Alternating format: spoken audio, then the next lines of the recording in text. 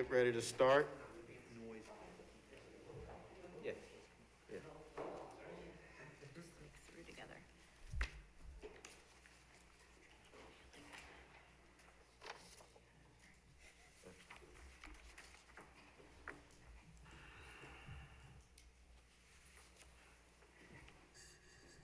Good evening, everyone. The Town of East Fishkill Planning Board come to order.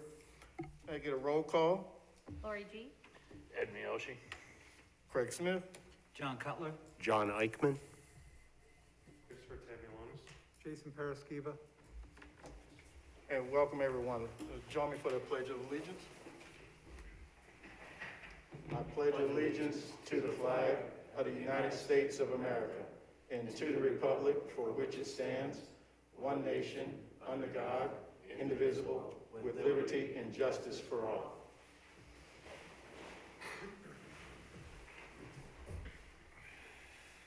Okay, tonight we have two upcoming meeting dates. First one is on January 9th, and the second one is on February 16th of 2021.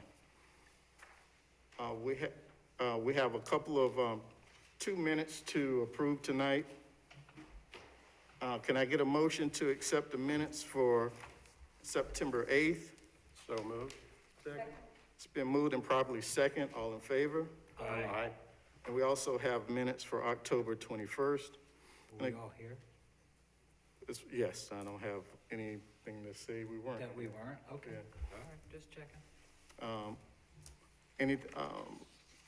For October 22nd, 21st, can I get a motion to So accept? moved. Second. Moved and probably second. All in favor? Aye. Minutes are accepted. We have meeting dates for 2021, and those dates are January 9th, February 16th, March 9th, April 20th, May 18th, June 8th, July 13th, August 17th, September 14th, October 12th, November 16th, and December 21st. Can I get a motion to accept these as planning board dates for 2021? So Sorry, just a moved. question. Are these all Tuesdays? They're all Tuesdays? Correct. Second. Second? It's been moved and properly second. All in favor? Aye. All right, so, thank you again. Just had to do some procedural things before we get started. Our first item of business is Maura Crane. They were here roughly 2 years ago, and they sent in some information, and tonight we're going to declare our intent to be lead agency. Michelle is going to read into the record the letter they submitted. They couldn't attend tonight, so Michelle? So, basically, the applicant has just made a request. You'll recall they were here, I think it was a sketch plan at the time. So, they ran into some issues with their wetlands and DEC. It looks like they've resolved those issues, working with the different agencies. And they would like to come in front of the board. However, due to the amount of, applications that we had on today's agenda, we asked if they could wait until January, and they were fine with waiting until January to present to the board, but they asked that procedurally we proceed with declaring our intent to be lead agency, so they could then circulate and start that ball rolling, so they could get all the comments from the agencies that will be involved agencies, and at least start addressing some of those things. So basically, the project, I'm just going to remind you all, is a 26,000 square foot building for the assembly, maintenance, and distribution of mobile industrial cranes for construction. It's proposed on 25.96 acres of land located on the east side of Lime Kiln Road, known as 216 Lime Kiln Road. The land is currently used as a contractor's recycling yard for brush and trees, and it was also a former cornfield. The property is gently sloping with wetlands at the northwest and east sections of the property. The wetlands were flagged and identified as local and Army Corps wetlands. Since that time, DEC has determined that the wetlands on the northwest portion of the property are subject to their review, are under DEC's jurisdiction as well. They are not proposing any disturbance of the wetlands, but it looks like they are proposing some disturbance to the adjacent area. So I think they really want to get the ball rolling with jurisdictionally with DEC, so they can have them come out and look at all, and DEC doesn't typically like to get involved in going out to sites until the secret ball is rolling. So that's the purpose of today, and then they will be in front of us in January, and they'll do a full presentation. Okay, thank you, Michelle. Michelle, we have a full application from them? Yes, we got a full application from them, they submitted. It's just that we asked if we could just hold them off until Were January. there any substantial changes between the last time we saw this, when it was sketch review, and now? Or is it I think there's just some essentially driveway changes, but nothing the substantial. same? no. Okay. We should also check with the applicant on laws that may have changed since the last time they've come, since it's been quite a while, so Yep, just. and to- I'll do that as part of our review as well. Okay. Thank you. With that, can I have a motion to declare our intent to be lead agency? So moved. Second. It's been moved and probably second. All in favor? Aye. Motion passed. Next item on the agenda is Hopewell Square.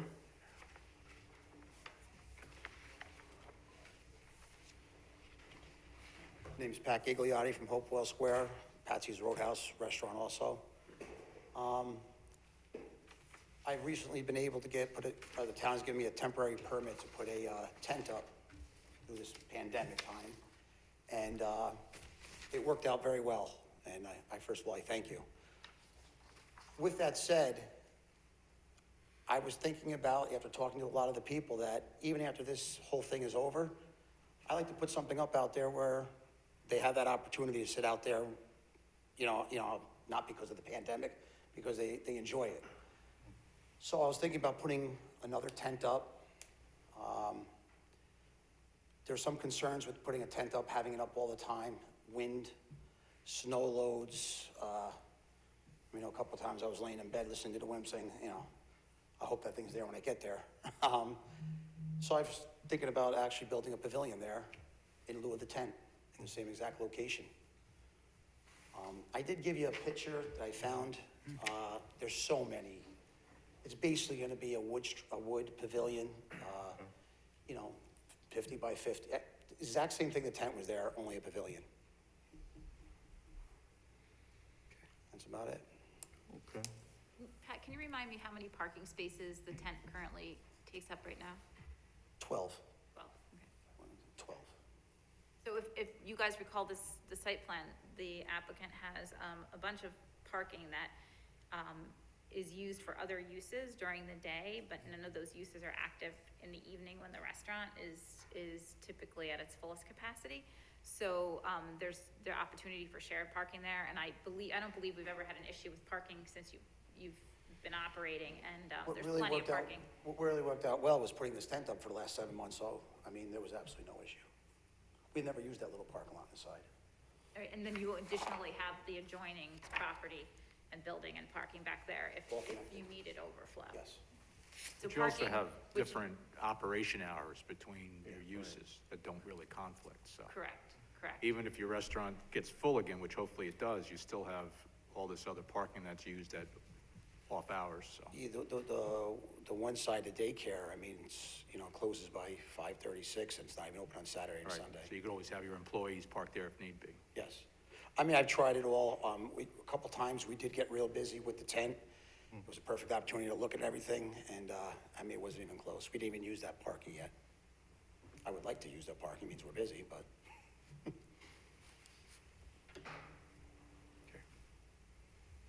Are you going to have lights or like heaters out there, or what do you think? What I did with the tent was it came with the little lights that go on the inside. I would do the same thing.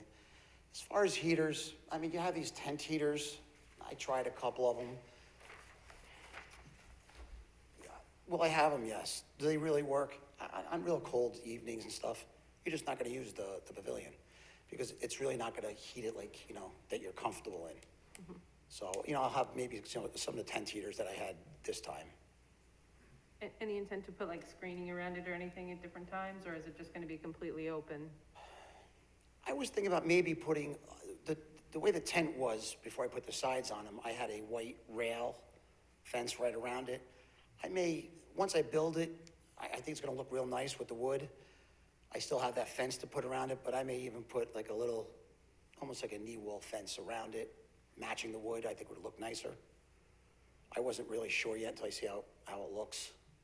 But I have, but not enclosing it, excuse me? but not enclosing. No, not enclose it, no. In general, I'm all for this. I know that, you know, my wife and I went out to eat a lot over the summer, including to your place, and being outside on a nice summer night, it's very enjoyable, and it'd be nice to have that option. I've never really liked eating outside, but, I started to with this whole thing, and, yeah, I enjoyed it.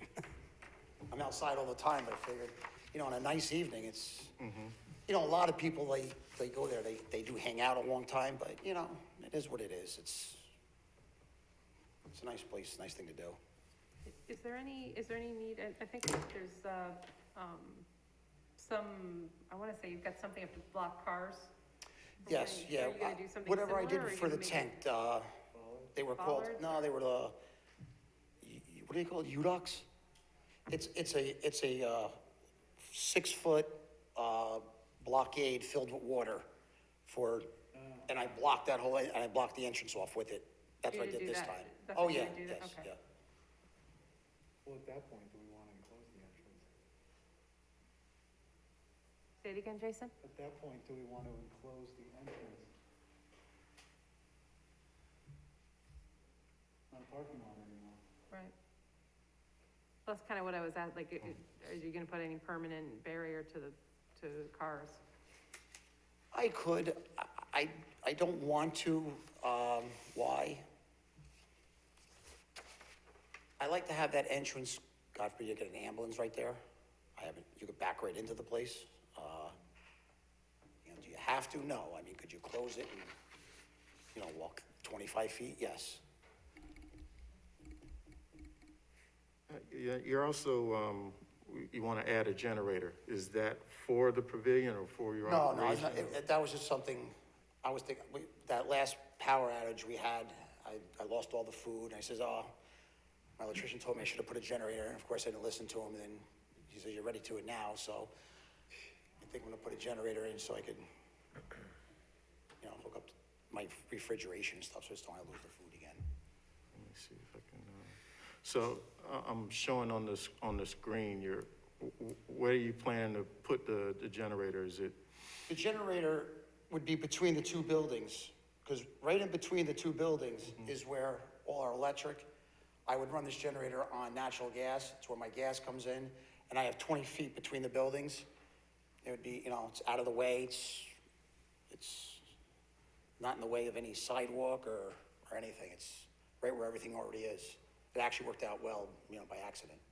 You don't need to put anything around that to prevent cars from running into it, on that little island there? I mean, in order to run into it, you'd have to run over the sidewalk, Right, well, yeah. into the stone, and then to the generator. Of course, by that point, No, and I also have a tree there in the center of it, so you'd have to hit the tree first, too.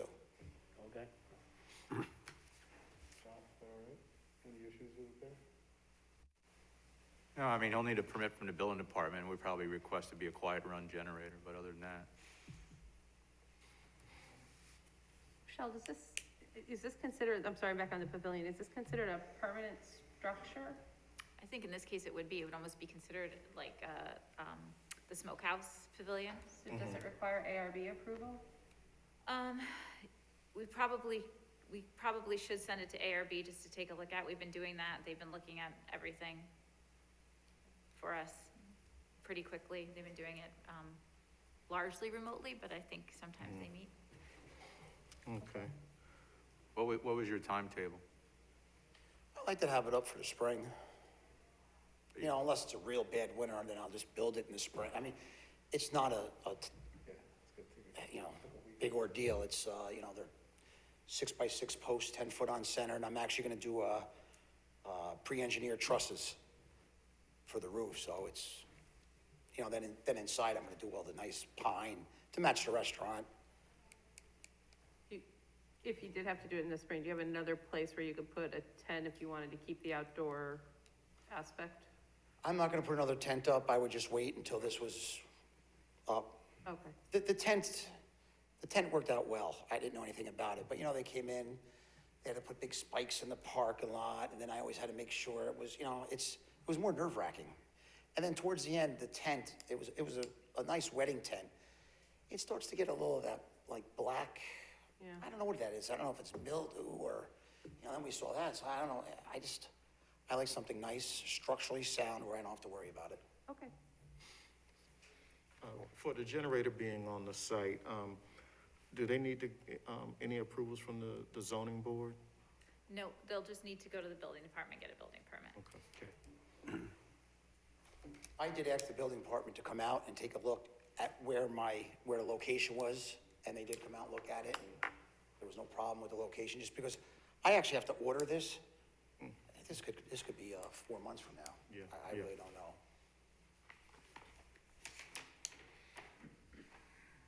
Okay, so, I think the proper next step is to have it reviewed by the ARB, and then we'll have you come back, and then, can we get them, where's Jackie? Jackie? I want to see if we can squeeze them into the January. He doesn't have anything to show the AOB. No, he has the, I mean, Well, that's an example, it's not a exactly what- typical pavilion, I think he can be on the next agenda and also, yeah, this doesn't require a public hearing, so it's not gonna bring a ton of people forward. Yeah. Agreed. so we'll refer you to the ARB. They will get back in touch, get in touch with you as well. I think at this point, you can probably just talk to them about the concept, and they can give you their feedback on the concept and anything that they might want to. that's what I basically have for, is the concept. Yeah. If it's gonna be a. Because ultimately, you guys are now the approving authority anyway, the ARB is just really advisory to you, so. So we'll get their comments and we'll feedback. I have a motion to refer for Hopewell Square to the ARB. So moved. Moved and properly second, all in favor? Aye. Okay, Thank you very much. thank you. Thank you.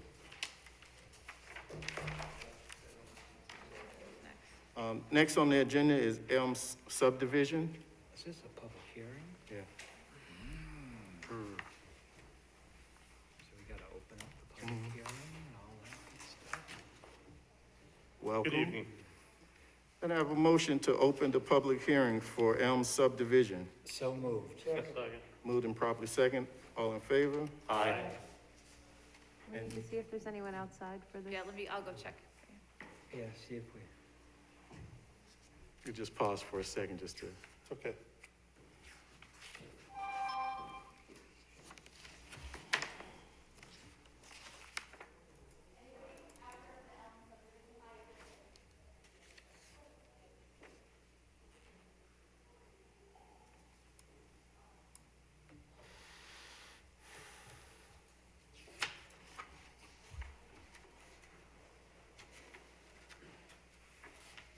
look at you, Google Earth. Only the best for you Only guys. the best, that's what I expect, that's exactly what I needed. Only the best. Okay, just proceed, just You can get- give us an opening Yeah. on the project. Good evening, Jeff Econom, consulting engineer, Kyle Elms, a property owner. We're here to subdivide his existing 2.6 acre lot into two lots, one that's 1.2 and the other's roughly 1.44 acres. Zoned residential, so it's basically creating one additional residential lot.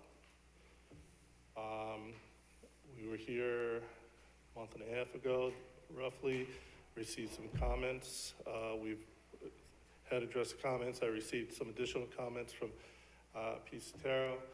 We've addressed those comments.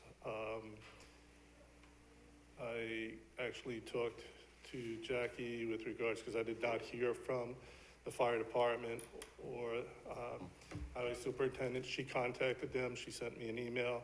She had correspondence that they had no issues. Okay. Pete, none of the digital maps had signatures, all the hard copies had Yeah, signatures? I saw your email. I got your email. Okay. I've revised the plans, the other two comments, stabilized construction entrance, has been added, and I looked at the level areas, provided the level areas. So we feel we've addressed, all the comments from the consultants. So hopefully we can close the public hearing and, move on. All right, so, reach out either Michelle, any comments, and then, Scott, any comments on, Yeah, I just had one comment. The existing house, or is that your house, you live there, or? Kyle lives there. Applicant lives there? Okay, because I remember you added a driveway some years ago. It's not attached to the road anymore, it's attached to my driveway. Right, so you have an accessory apartment in there? Right. You have a permit and everything? Right. Okay, so we just want confirmation that that accessory apartment is in good standing. That would be my only comment.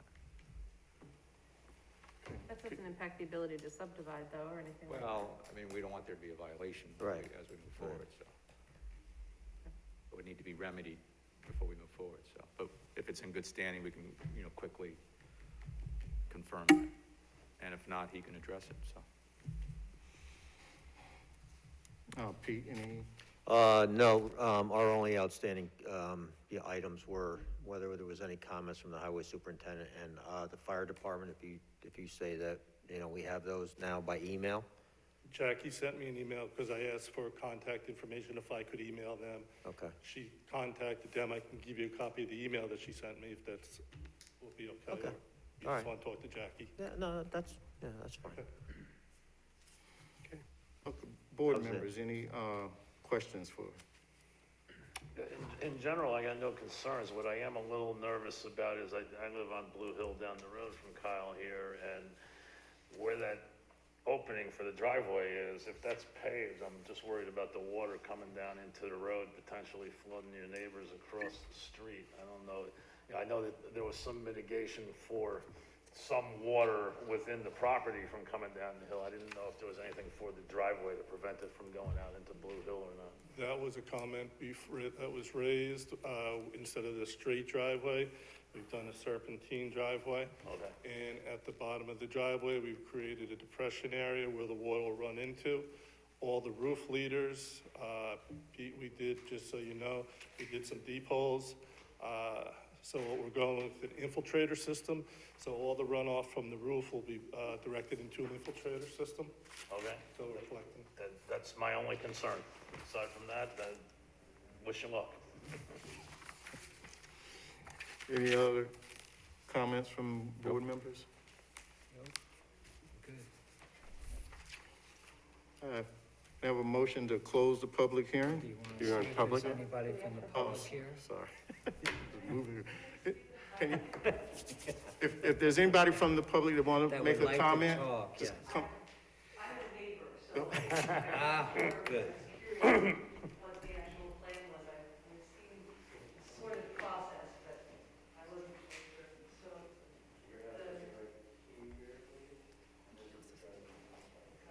my driveway is, so the house is gonna be, and how big is it? How big is the house? So it should be on top of that rock, outcrop. Right, So, the house is really behind it. the house, what's the square footage of the, what's the footprint? 400 square And 2 stories or a ranch or? It's gonna be raised ranch.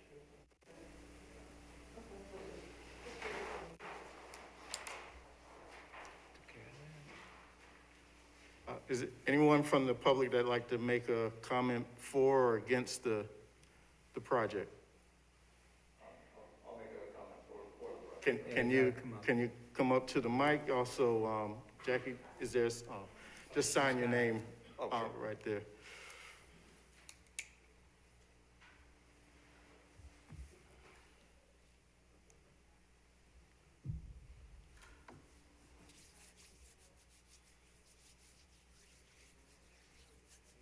Yep, no, I just wanted to say I'm for the project and Okay, have no reservations. very good. Thank you. Thank Thank you. Are you a neighbor? You live on Blue Hill? Good. I have a question. It's good to get the neighbors. Is there anyone else from the public that'd like to make a comment? Okay, come back up. I have a question. A question from, Jason. Does the neighbor's driveway encroach on the property line? Very close. It does approximately 5 feet. Yeah, there's a little encroachment from by the stone wall area there, yes. But basically what you'd have to do probably is just get an easement agreement or something on that. Was the neighbor's driveway on your property? Yes. From 1949. Yeah. It's, I don't believe that's, I That don't won't think that's impact an the issue. and it doesn't impact any of the Okay, I know, development. I'm just, If his was on another neighbor I before we understand, move I forward. just wanted to bring it up. Any other questions? Scott, what were you waiting, what did you want to check on? I just want to make sure I record that. You had said. Just as far as his accessory units in good standing, that's all. Okay. I have a motion to close the public hearing. So moved. Second. Moved and properly second, all in favor? Aye. Okay, so, So I think what we're going to do is we're going to check on the accessory unit, prepare a resolution for the next meeting. okay, so, you're available January 9th? 19th. 19th, thank you. 19. Got that one. Yes, we are. Okay, very good. So, we'll see you in the new year. Okay, Thank you.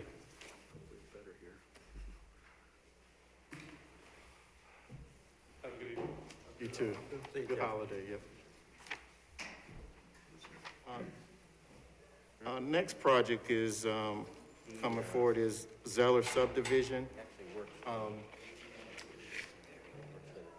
So we received a letter from, Mr. Gillespie that, we're gonna open the public hearing and then adjourn it till January 19th. There's some things that were outstanding.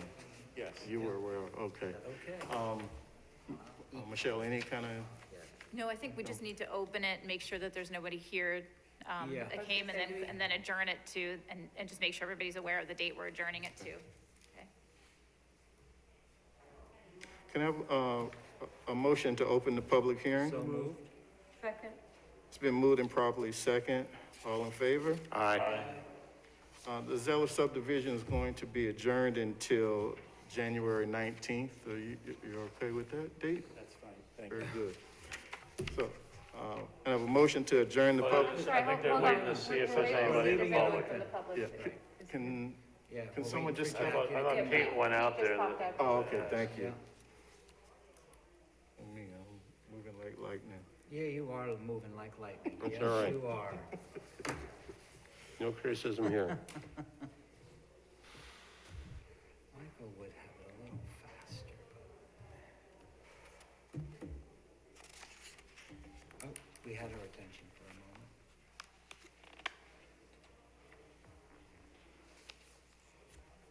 I thought he was going out. to That's do what I that. thought. Yeah, I Yeah, think we he just did, I did. think he did. Scott, Stepped can out. you just I don't know. see if anybody See from if the public anybody- wants I to? think Jackie was doing that. Yeah, oh, that's, Oh, she is? Okay. I don't know, Gotcha. I wouldn't swear to that. Okay. Nobody No, here? nobody. Okay, beautiful. Okay. Makes it Okay. even better. nobody from the public is here, so, I have a motion to adjourn the public hearing until January So 19th. moved. Second. Moved and properly second, all in favor? Aye. Aye. I'll see you next year. Okay. Happy holidays. Thank you. Have a good holiday and happy New Year. My computer in case. Ah, yes. Okay. Craig, will they set up? I'm gonna go get my computer in case she hasn't Okay. issued it. Yeah, we're gonna be ready.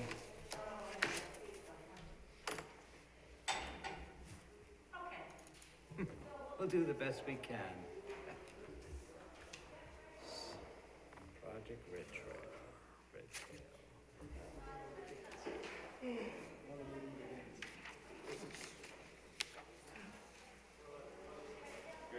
Good evening. Good evening.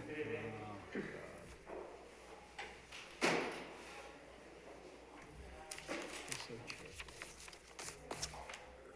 You're so cheerful. If only. I would be that cheerful too. I need it.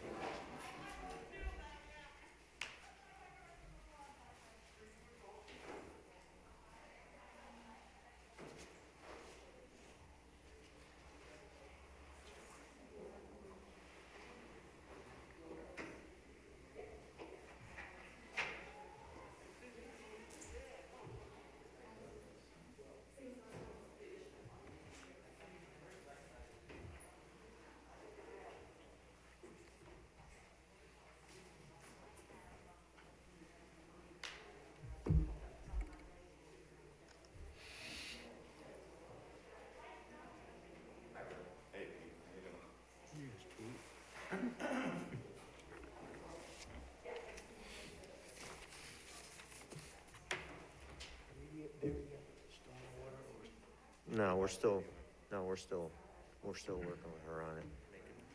Well, like what we talked about, last week, she was working with Andy in terms of trying to let some water out a little faster. So, but I think there's still, I didn't get an update, for this week. So, I gotta talk to him. Did they pass? Public, the county public meeting that they, about 3 weeks ago, like right after our last meeting.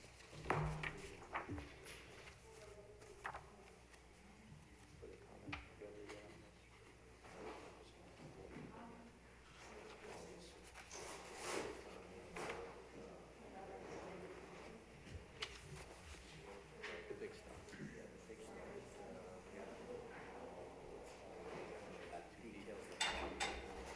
Right, so that's one thing I just want to get sure.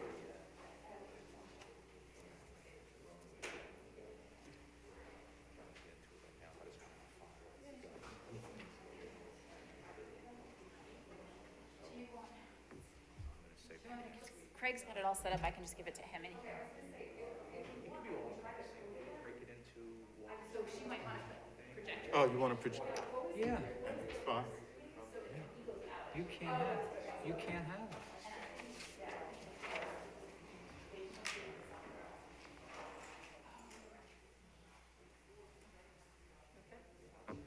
However you want, there, maybe we try to get that one meeting, just try to cover everything, Yeah. go through it in an hour. Yeah, And if we wanted to try to schedule for early part of next week. yeah. Yeah, I'll talk to Andy, see where they are. I know we've all been focused on the big stuff. Oh, well, yeah, now Back it's to all the normal. yeah.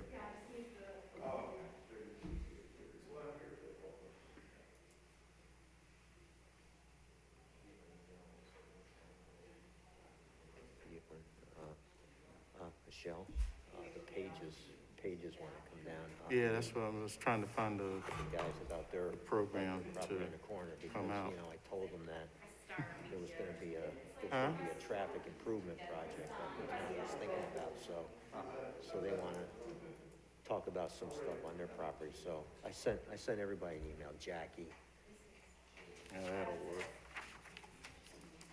and them, of course.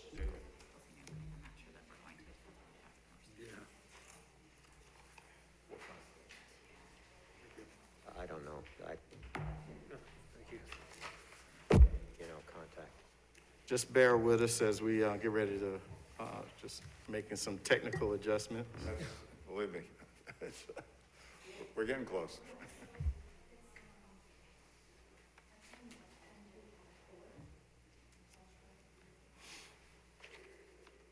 Giving approval to them.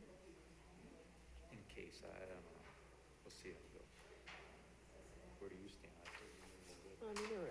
It's basically the only thing that, like, we have to look at is, the pump station. Well, like, water's not anything to do with us, right? It's just, the pump station, so I sent an email, to John to make sure that he looked at the details. And they gotta go through the health department, too. But that could be an issue. Yeah. If that's the only thing. I think we can see. I don't, you, to give that to me again now. See if I can always get it up. Come on, Rick. It takes me. Can you hurry up a I little? used to work perfectly. Hurry up a little? You want me to do Well, something, don't just like stand there.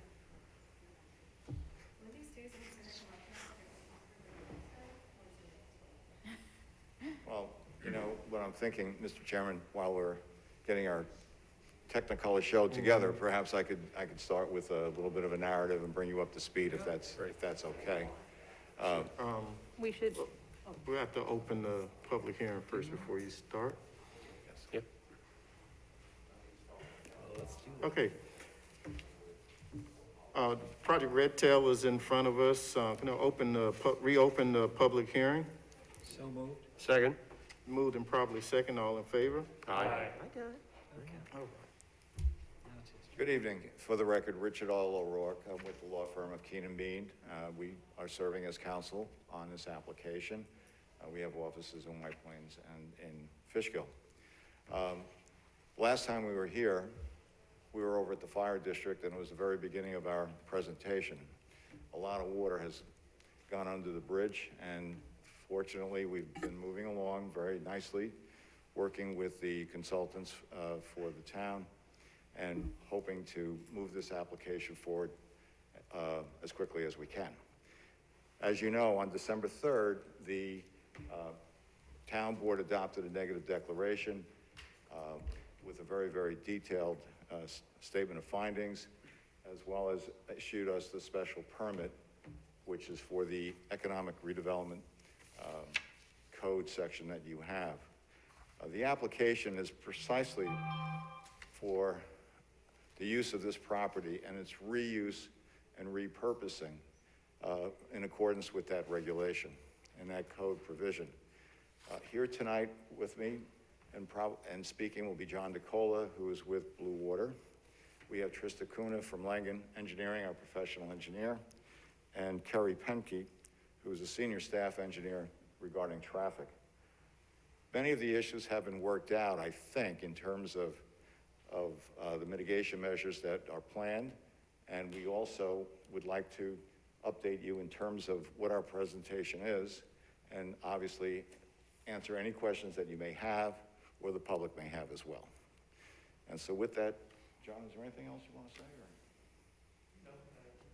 No. Okay, so Trista has put together a very excellent technical presentation. We're more than happy to go through that with you or answer whatever questions you may have. Whatever's the pleasure of the board. Thank you very much. It's coming up, it's Okay. just She's coming, downloading. she's still working on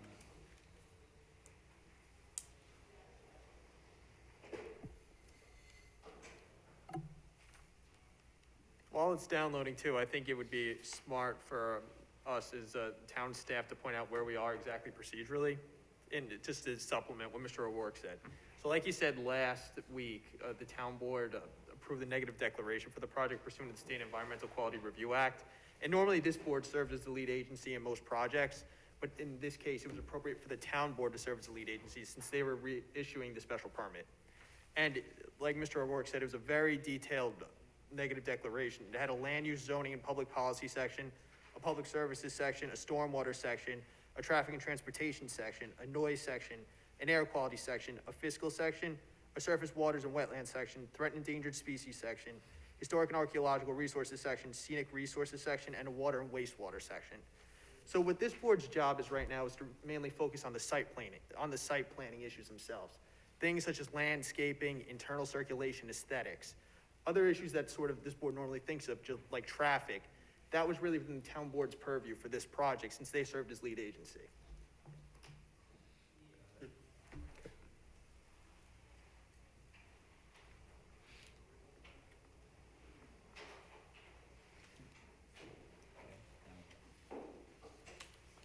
Michael, does that mean we can't talk about traffic at all then? Well, of course, you can ask questions, and they may very well be relevant to the site planning issues. Okay. I think there are a few points, while we're still waiting on the presentation to download, that I think it's important for this board to understand.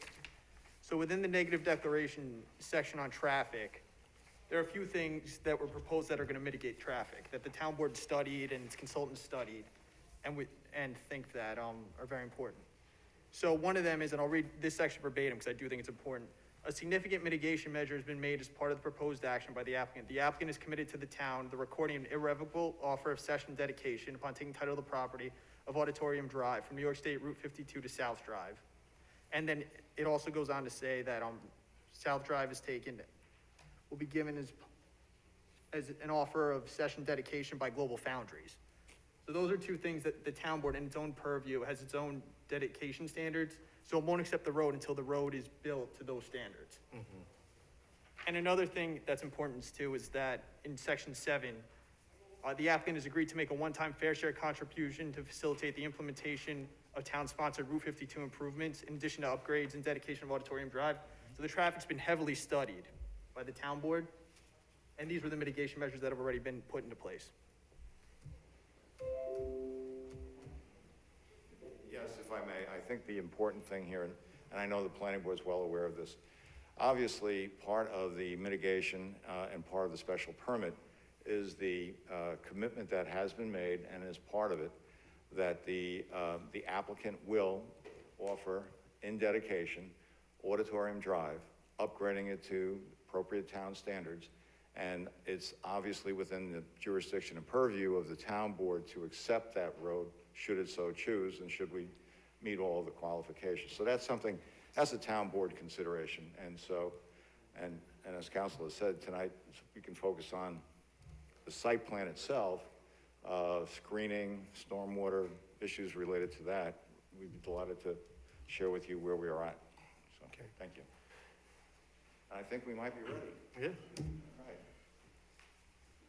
Trista will take it. Okay.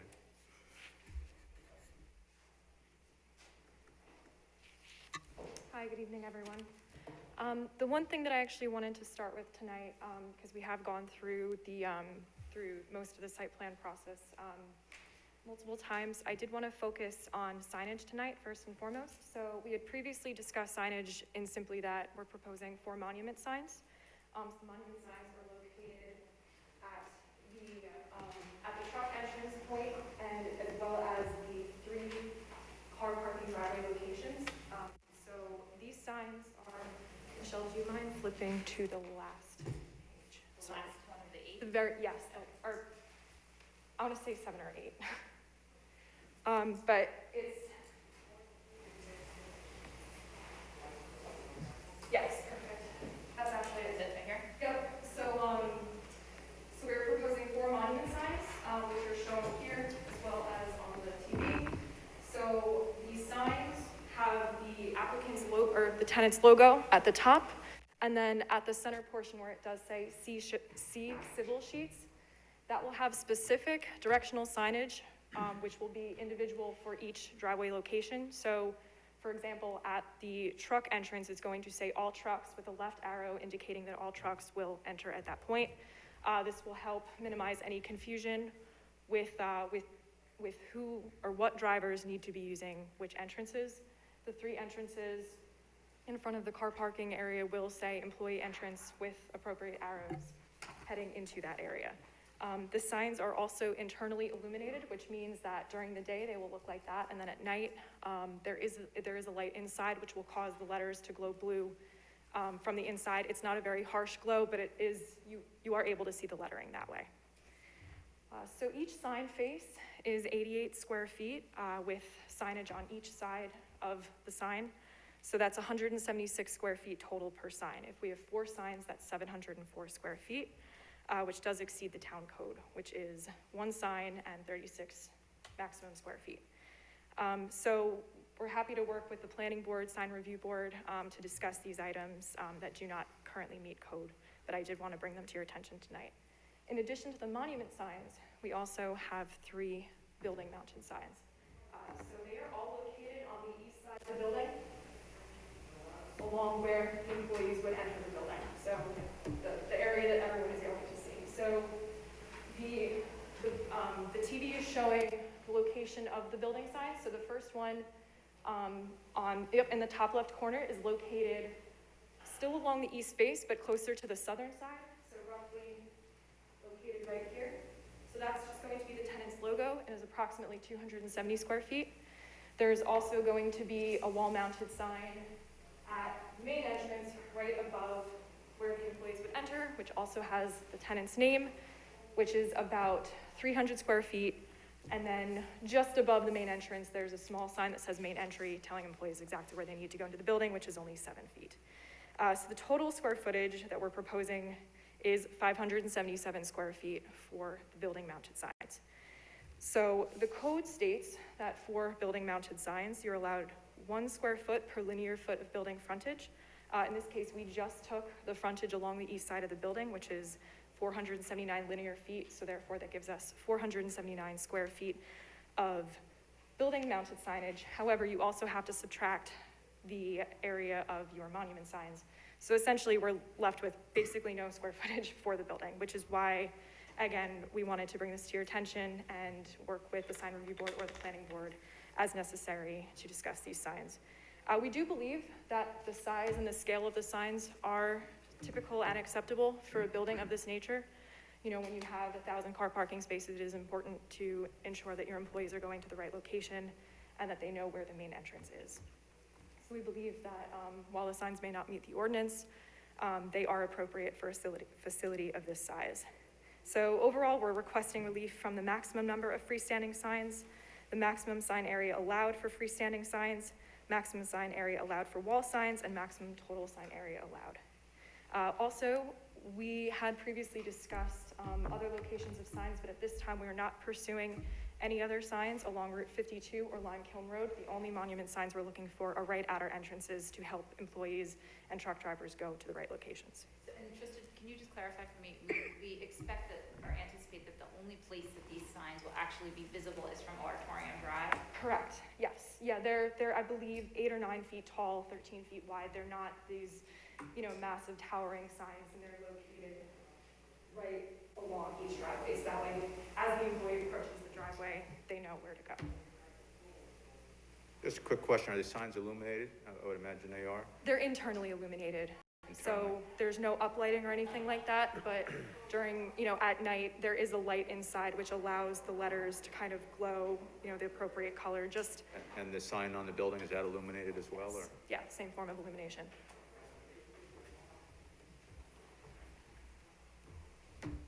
I think there was a plan to put some, I don't want to say foliage, but some screening on Auditorium.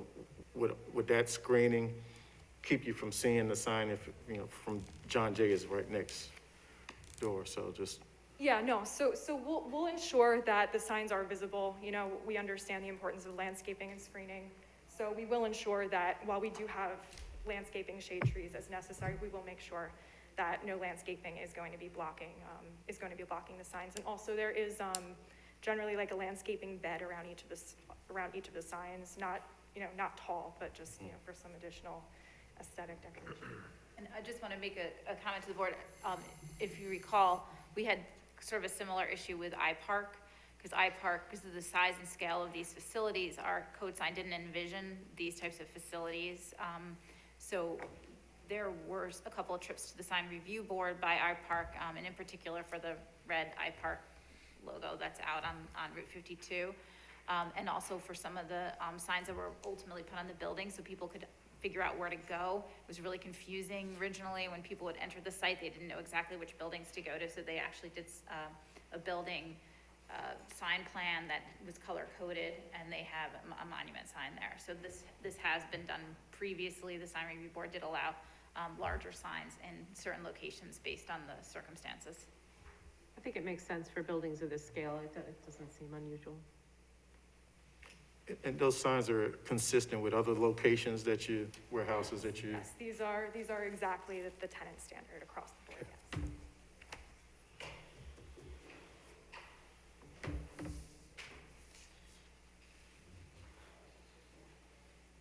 Which would you want me to show now? Do you want me to go back to the original? So at this point, I mean, I can run through everything again, but unless there are other questions. Did we get photometrics, Michelle? We did get photometrics, yeah. Yes. And they were relatively low, except for at the guard houses. They were, those were the hot spots on the site, and I actually had a couple questions related to that. Will those lights be under a canopy of any sort at the guard shack, or how are they gonna be mounted? Like, is it because you're seeing the lights that are coming out from, are they mounted on the actual building, or are they building lights that are coming out that you're seeing the photometrics for? So I would need to triple check, but there are pole-mounted lights in the area, so our tenant has specific requirements for different light levels across the site based on, you know, pedestrian safety, you know, driver safety. So at the guardhouses, that is definitely the brightest part of the site. So I believe most of them are pole-mounted. There may be a building-mounted light, but I can confirm that for you and let you know. Yeah, so those were the only places where they were probably almost similar to like a gas station, canopy light amount. And the rest of the lighting was very low level, actually. And it cut off right at the property boundaries.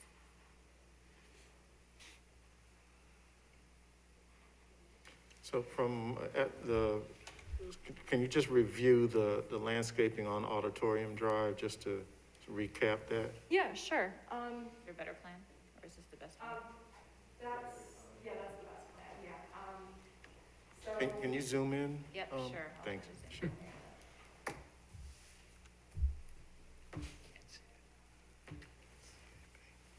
Better? Yeah, so we are proposing shade trees along Auditorium Drive, on both sides. And additionally, so there is currently, a landscape buffer in between Auditorium Drive and the high school right now. However, there are a couple of areas where it's a little bit more sparse.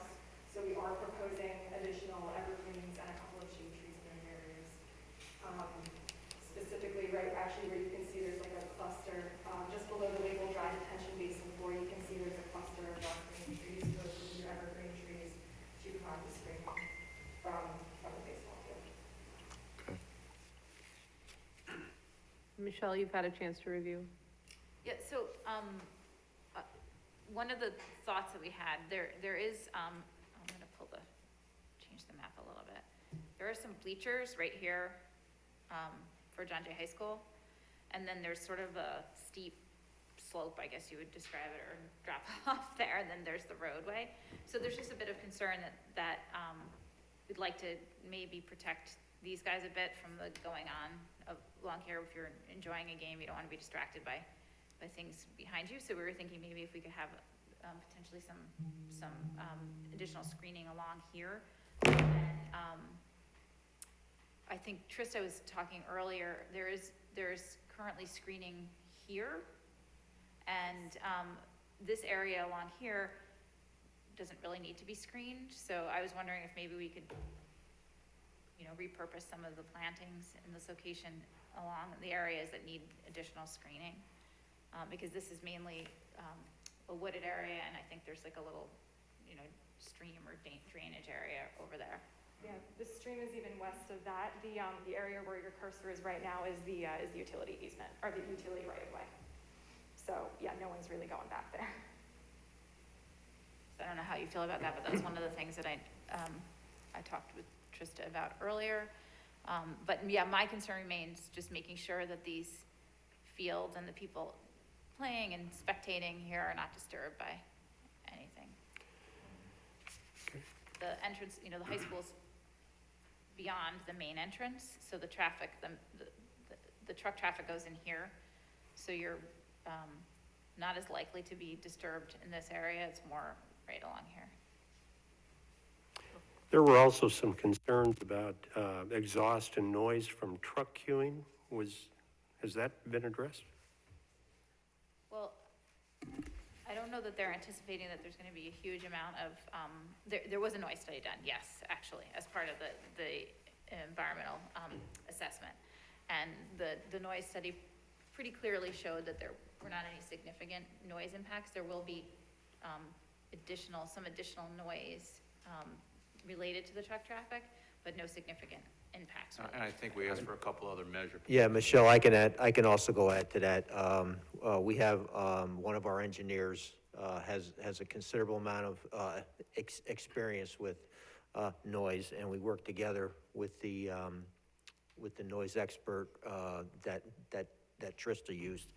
And, so we went through, the study, and, it was a very well done, study. But because of the things that, you mentioned earlier about the proximity of the athletic fields and the queuing of trucks at the guardhouse, that we did ask for some additional noise receptors at those spots, and a little more, information to be provided. And then, depending on that, there may be, we talked about some additional mitigation, maybe in terms of, some berms or some plantings, or if there's other, acceptable, noise reduction, devices. So we're continuing, to work with them on that area. Got it. Is that something we would necessarily just kind of like monitor for the first year or so or something like that, and then, or is it something you're trying to settle before? I mean, if, Well, we haven't gone that far, I mean, I won't rule that out, but, if we're satisfied, but yeah, to your point, it's potentially, I guess. Okay.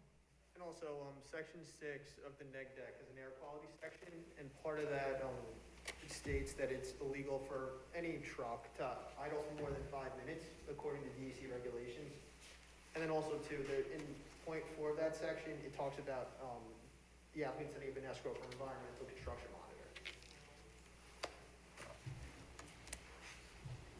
Got it. You're expecting all of the, trucks to unload into the building? You're not gonna have anything unloading in the paved areas and being, Correct. they're all gonna back up to a bay and be.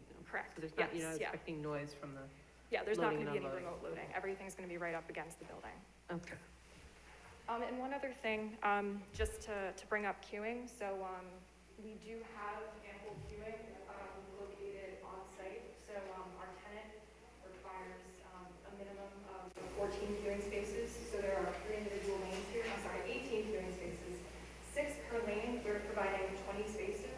So there is ample space for trucks to be able to queue here without any sort of interruption from other sort of traffic flow. I think we just asked to have that demonstrated on, a version to come, as you Yeah, move no, we forward. can certainly send you a Illustrate figure. that, yeah. Yeah. You wouldn't queue 18 trucks that are running, you mean they would park? Yeah, no, yeah, there's certainly not going to be. I'm sorry. running. No, but there is room for them to wait their turn to enter, yes, Okay. So in the queuing area, the trucks will be off? yes. Yeah, there are, as you enter, there's a big no idling sign, so you go up, you stop, you turn your vehicle off, yeah.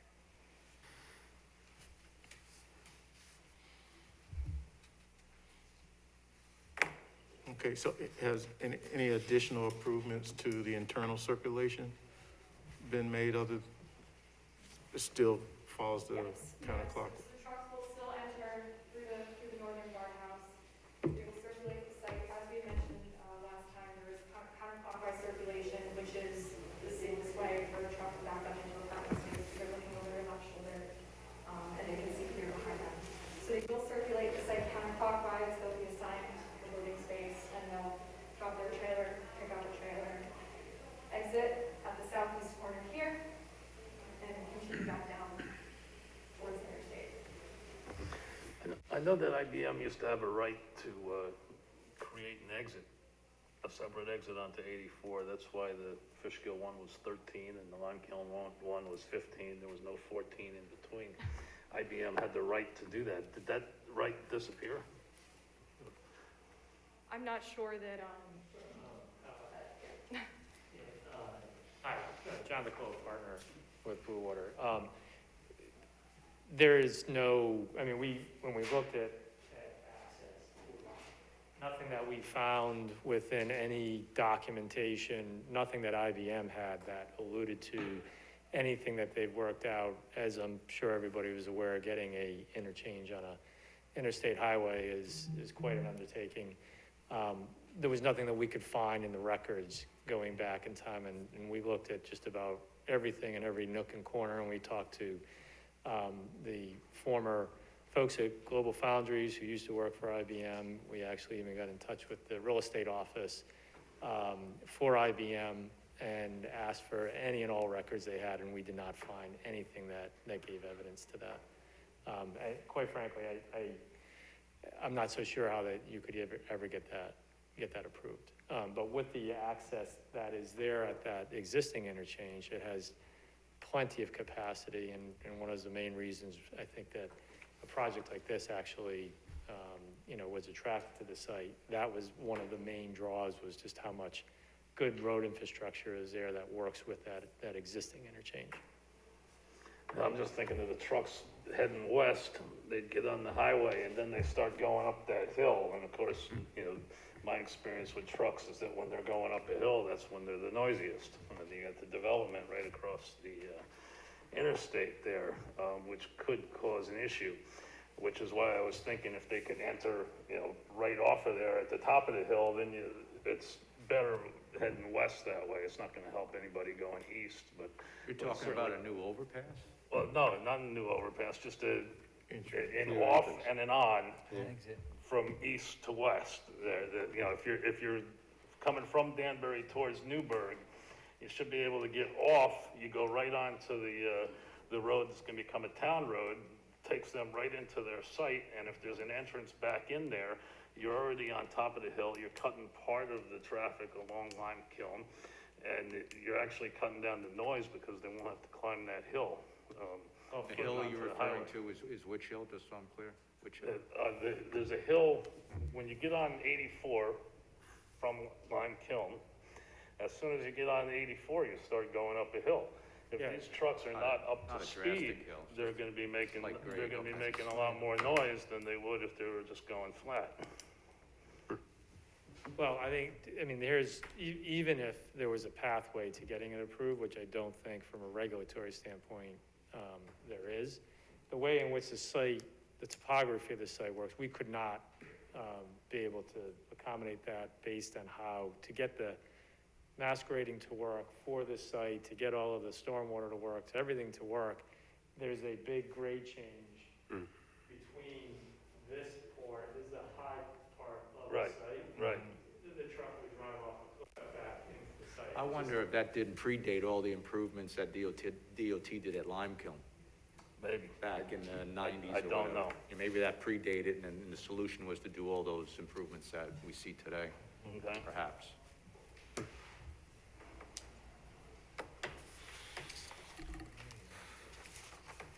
Okay, any additional questions from, staff? So, Yeah, just one thing, and I know facing 52, there's going to be a chain link fence on the backside of the truck parking, I believe. I don't know if you can scroll down on that a little bit. But, I was wondering, maybe if you could put privacy slats in that so that you didn't look, through the fence right at the back of trucks, but if, Right, and On here. yeah, one thing actually that we will be making an update on the plans is, again, on the plan, the scale's a little hard to see, Right. but there is a row of evergreens. They're currently on the inside of the fence, we are swapping them to the outside of the fence. okay. So you will not be able to see the chain link fence at all, and actually, we do have a figure of. Okay. I just thought because you already had the fence, you could put the slats in, and then the next question, is it gonna be like an epoxy coated fence versus, You won't see the fence. It'll be covered by that. So this is okay, it. okay, perfect. This is just kind of a schematic rendering, you can see, the Yeah. essence of the chain. No, that's link fence perfect, behind it, that's this is perfect. what it's- That's perfect, yeah. Trista, can you turn that around and show anyone in the audience that I can see that? Actually, I believe it's the last sheet in what you have as well. Okay, cool, thank you. And as Michelle pointed out, actually, just to emphasize this, There you go, yes. all along this fence line are also this shoulder line of trees, and for the purposes of which we consider for around the football field, we're happy to relocate those to where they actually provide true shading, which is, we'll transfer those over wherever it makes sense to help, and we'll work with the staff to establish that.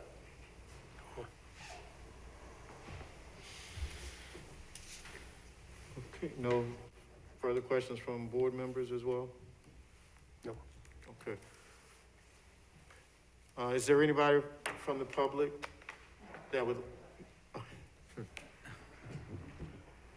anybody in the room that wants to speak for or against this project?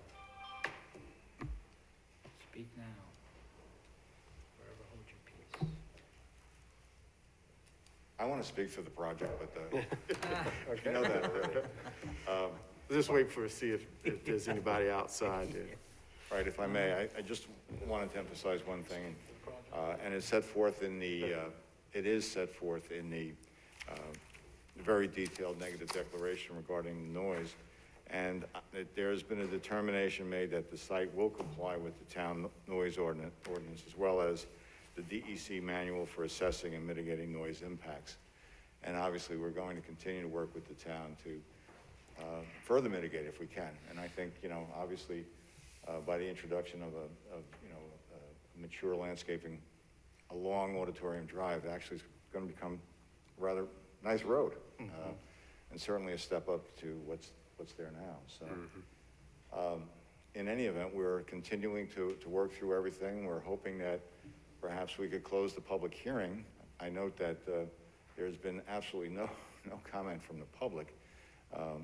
And in light of the very detailed Part 3 of the environmental assessment form and the negative declaration that's been adopted, we would respectfully request that it be closed so that we could work towards any additional comments that might come and towards a resolution we would hope before the end of the year so that we can get going. So that's my request. Okay, thank you.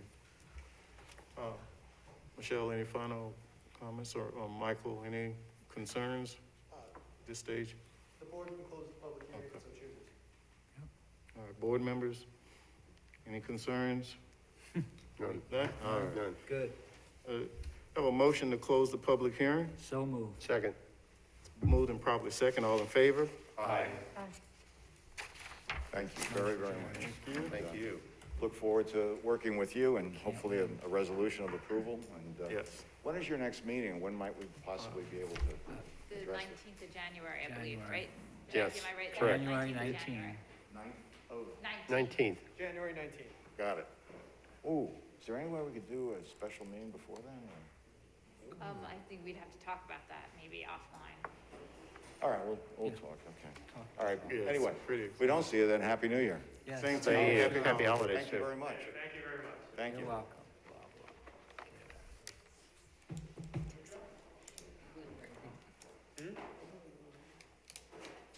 You need your jump back here. I just did It is so nice to see the way these guys operate. This I is know. such a professional. signaling. Oh, absolutely. It's fun. Yeah. You know, it's a half-serious question. Give it another 10 years, not even. Michael? Can we? I mean, it's not for. Just want to get this circulated to all the board members. What? Did you get a It's copy? more of like, it's trans. Yeah, I guess. No, it's not, let's hope so. it's not a picking center. This is the one. See you, Rick. Okay, that's what they were referring to. Yeah, But we don't need it, I don't think. because sometimes you got insomnia. No, there's no way I ever have. We did. You're very funny. What's the problem? I said, we don't need that neg deck. It's a town board. So, Oh, he's got his raincoat on. You know, He's ready. so good news. I don't see a lot of neighbors. Maybe they're still outside. Yeah, well, they're coming in now. Okay, gotcha. Never mind. I spoke too soon. Yeah, no. Oh, they're there. Gotcha. Yep. They're coming All right. in. They're coming in. Some are in already. I have that right here. Sorry about that. No, no worries.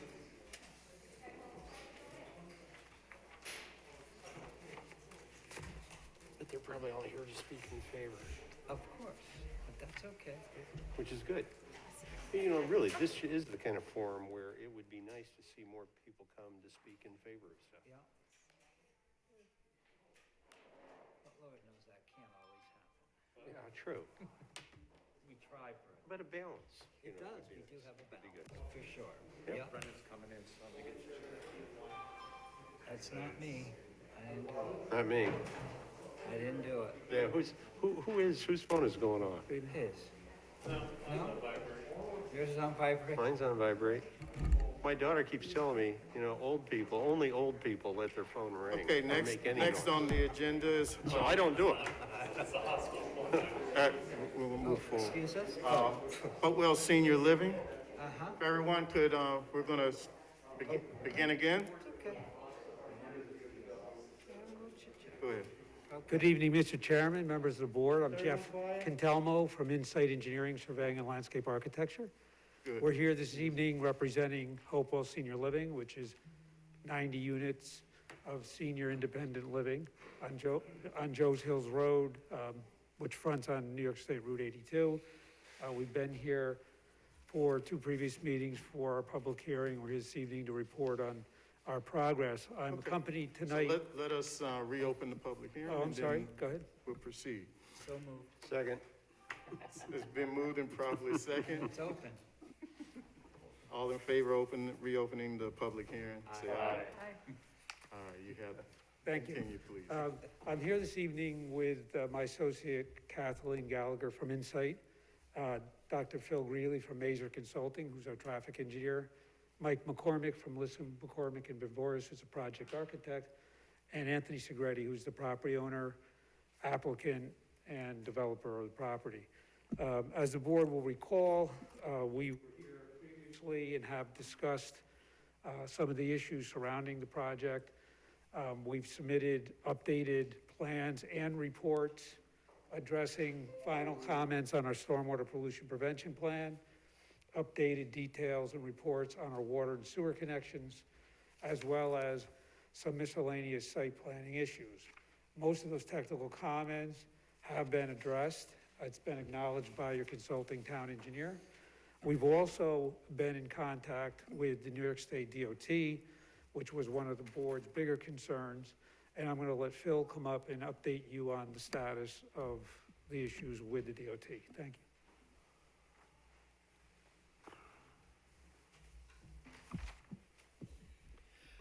Good evening, Mr. Chairman, members of the board. Philip Greeley, Mazer Consulting.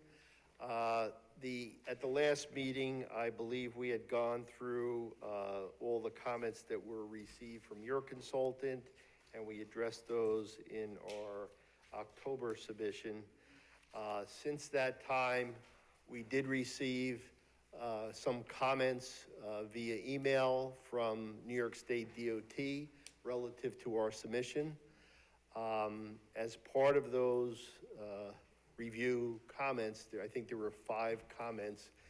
We responded to them in our November 23rd letter, which was included in the submission. And I'll just run down, each of those items and where they stand. One was a copy of the drainage study and the SWIP for the project, which was submitted to them. That's normal review as part of their highway work permit. We had filed all of the papers to get logged in, to get a permit, application review. They identified what improvements they would like us to make at the signals at Palin Road in 82 and Lake Walton in 82. We have to provide them with communication modems so that they can control the signals remotely, and also transfer switches. So that was one requirement of the highway work permit. We had identified and proposed a widening of 82 at the main site access to develop a left turn lane. They're in agreement with that, and we're moving forward with design. Associated with that, there may have to be some right-of-way dedication along 82, depending on how the widening is done, whether we do it all on one side or both sides of the road. So we have initiated what's called a take line meeting to transfer any land to the state. That's scheduled for next week. There are 2 other items that were addressed in that letter. One was relative to the, as you remember on the latest site plan, we had shown not only an emergency access, but a right turn exit access at the easterly end of the property. So the DOT's initial comment was, well, the department only allows 1 access per site. Well, we responded, it's still under review. They haven't completed their review. They've agreed that the location of that access at the easterly end will definitely serve as the emergency access. But we have submitted information to them to support the rationale of providing that as a right turn exit only. And we have over 1,300 feet of frontage. Their policy applies to anything from 100 feet of frontage to more, but when you start getting over 1,000 feet of frontage, there's logic to have another access. And as of today, their comment to me was just indicate that it's still under review. So I think those were the primary highlights. They also, we had asked for input relative to the question about sidewalks. So they had responded in an email, and apparently they said they transmitted to the town. I don't know if you have it, but they said, you know, at this time, they don't see a need for sidewalks along Route 82 in this particular vicinity. So I think that's kind of a synopsis of where we are. So the open item is the driveway, if we can have it as a right turn exit. The location is pretty much fixed. They had asked some questions about site distance, so we had to clarify that because we're clearing vegetation along the frontage to get the sight lines that meet their criteria. So we had provided a revised plan that shows that, and that's pretty much where we are. So the next phase would get into the full design of the left turn lane, and then we'll have an answer on the driveway, the easterly driveway. I think that's pretty much it. And I don't think your consultant, as of today, we didn't hear anything further back, right, Brent? I did not. Okay. Yeah, when I spoke to Lance Gorney, the permit engineer, he said, just to say, it's still under review. They haven't made a final determination, but understanding that it was a right turnout only helps the situation in terms of their decision, so. But nothing final yet? Nothing final yet.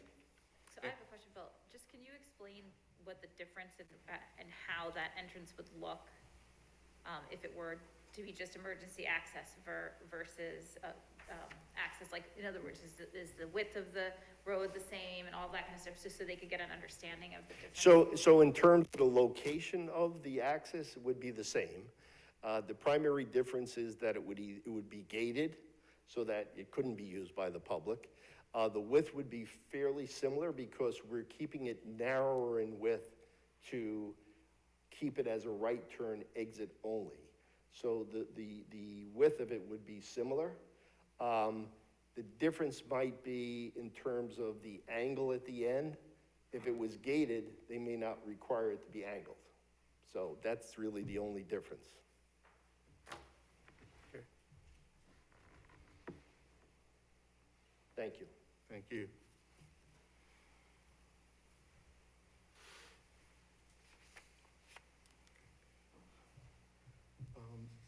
Jackie, did you receive the letter from DOT on the sidewalk? I believe it was actually an email. I know, Michelle, I got it. you have a copy of You it. have a Yeah, I copy? got it. I have some extra copies. I received a If you copy. need it. You need copies? I think we have it. Oh, you have it. Okay. Oh, you have it, right? Yeah, I got it, I got it.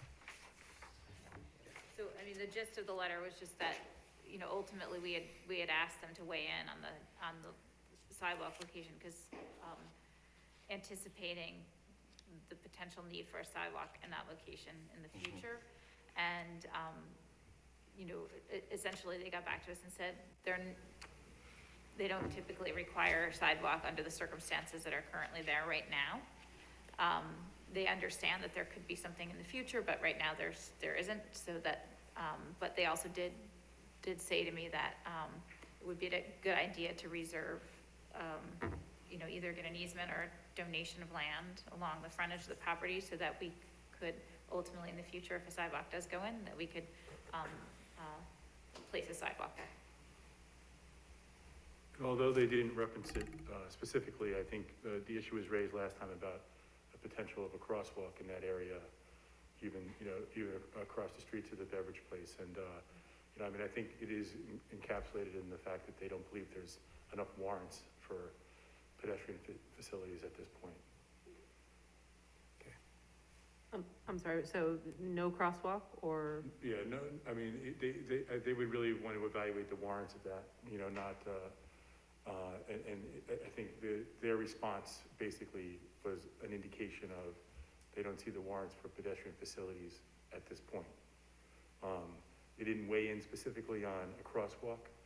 I don't know if there was any particular discussion with regard to that, but. Can I just ask, how would that differ like the Muse? Can you just share with us Well, how that differs than the Muse? I just think, you know, where there might be someone who has a desire to cross the road. I mean, mid-block crossings are, you know, something that the DOT isn't, you know, they don't take that lightly. I mean, mid-block crossings can have a high potential of being dangerous. So they really want to see an established warrant for that. I mean, I think the Muse is a little bit different in that, you know, there are, you know, the town hall, the library, access to the hamlet from crossing the street and getting up through there. So I think there's a different sort of warrant there than what's going to be here. so it's not stopping people from doing it, they're just gonna dodge traffic, because there won't be any way for them to stop traffic. Right. I mean, or, you know, and I think the other, or, you know, part of it would be to discourage people from crossing, you know, crossing 82. So we're gonna encourage them to drive across instead? Yeah. To add to what Brendan said, you know, the department said that, you know, it doesn't warrant a signal, and typically they would only provide a crossing on a roadway like that if there was a warrant for a signal. So, you know, at this point, I mean. Well, what we have here is not a full signal, but we have Yep. a R- beacon The or RFBs, flasher. yeah, the RFBs, yeah. So, at this point, they haven't said that they wouldn't consider that under the final design that we're gonna submit. And I think if the town wanted it, to just indicate that again, because, the RFBs or beacons would be an alternative to a full signal. And then to add to what Michelle said about the potential for a future sidewalk, the only thing that we would do as part of this dedication strip, we would look at that, and I'm sure DOT, because on other projects, even if they don't want a sidewalk now, they would look at it to see what area might be there, just in case. So we already have to give some land to the DOT, so as we get into our final design, that'll probably be hashed out further. Maybe something to consider, these things require to be hardwired, right? The pedestrian crossings. Right. They don't want solar. Right. So maybe something to consider is just to get power to that point in a junction box, just so you don't, then later, if it becomes warrant, you have to rip up your parking lot, curb, et cetera, right? I think they do have lighting that comes all the way out to the entrance, Just right? rough Yes. in something in case. We could tie it into the final lighting plan, yes.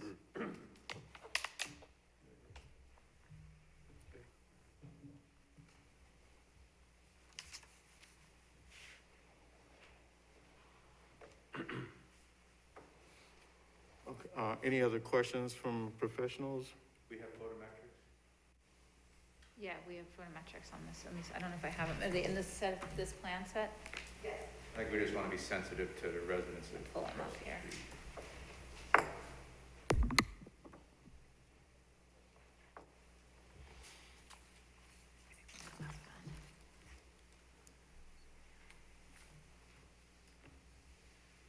Yeah, we did submit a photometric plan, just for the Here they record, are. there it is. yeah. Right here.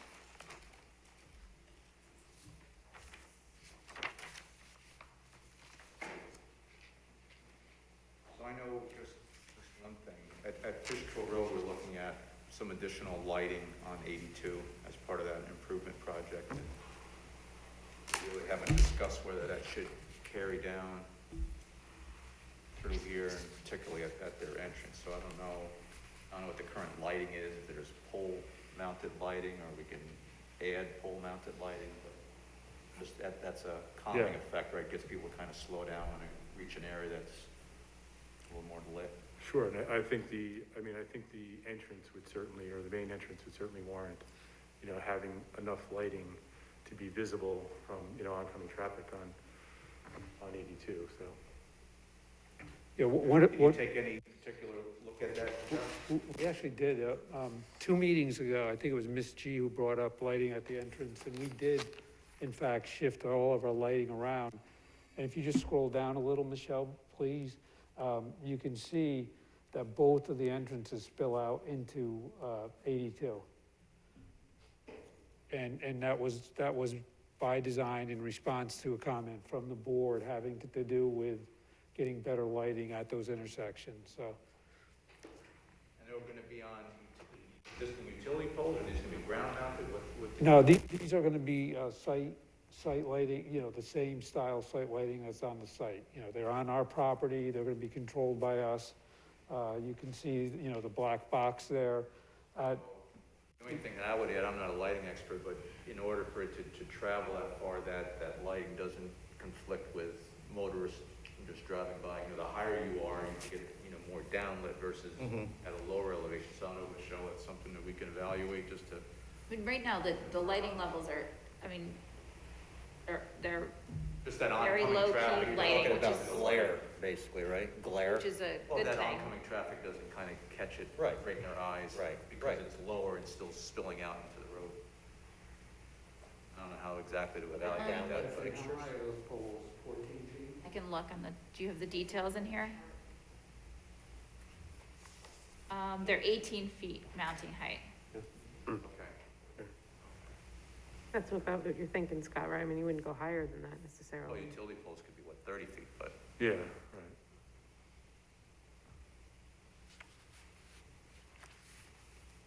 Are they Cobra It's fixtures? not, it's just something we'll take a little look at. They're Cobra fixtures that are going on Fishkill Road, right? Yes. Yeah. On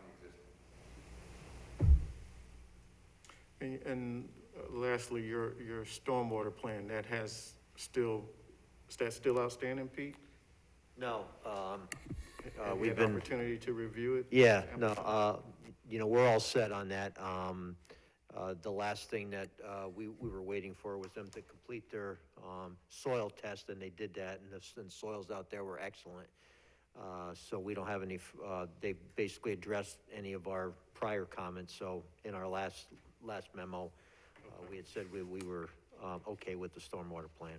Okay, good. Okay, so at this stage, the real thing that's open is the traffic. Yeah, I think, and again, Phil can speak to this, but the only issue that's really open is not the construction and location of the Eastern Drive, but the ultimate function of it, which I really don't believe is a major issue either way, nor do we control it. That's a DOT issue. I don't know if Phil wants to add anything. Yeah, I think Jeff is right in his summary. The location has been okayed, and it's just whether or not it'll be just emergency access or it'll provide that convenient right turn only heading back towards the hamlet. And, I'm not a betting man, but at least usually DOT, after they make a statement, after they digest it, they'll say absolutely no, but I think they're considering it in this condition. And one of the reasons for it is they do not like to have two-lane approaches. So at our main driveway, they required us to make that a single lane. And that is primarily because of their safety experience throughout the region, that they feel the single lane exiting is a preferred situation. That comes into their decision when we have a decent amount of traffic wanting to go back towards the hamlet, and the fact that we have so much frontage, they'll consider the second exit. And secondly, that we're only asking for a right turn exit only. And as I said, my conversation today was more positive, but they said just to indicate that it's still under review because they haven't made a final decision. So I feel pretty good about it, but at least we know the location is set, and it's just whether or not it'll be gated or ungated. Currently, as far as your signage plan, it's gonna vary depending on the outcomes. Yes, yeah, Not intersection, no left turns and things of that nature. correct, Final outcome. yes.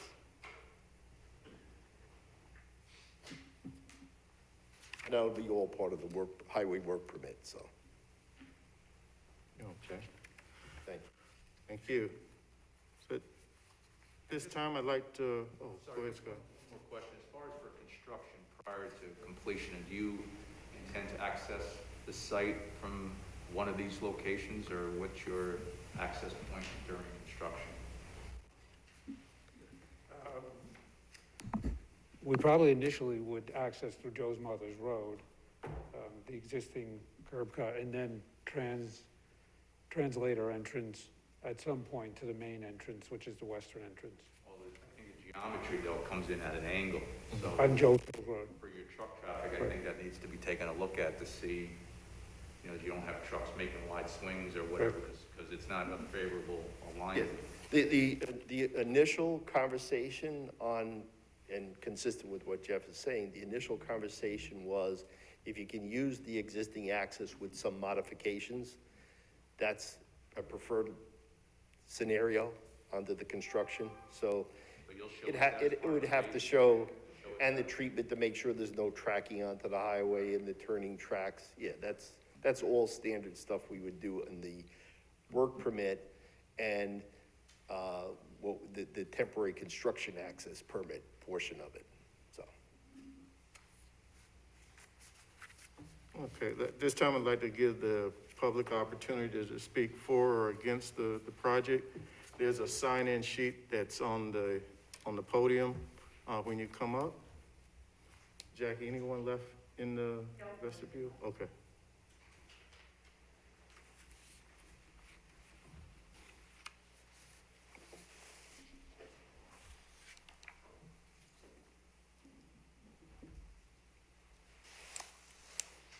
Good evening, my name is Michael Atwell. And going back to when originally, a couple of years ago, we were looking at the Muse coming here, I do believe the traffic and the pedestrian traffic were some of the reasons why a better location was found for that. And I am not hearing today that those issues are really being resolved.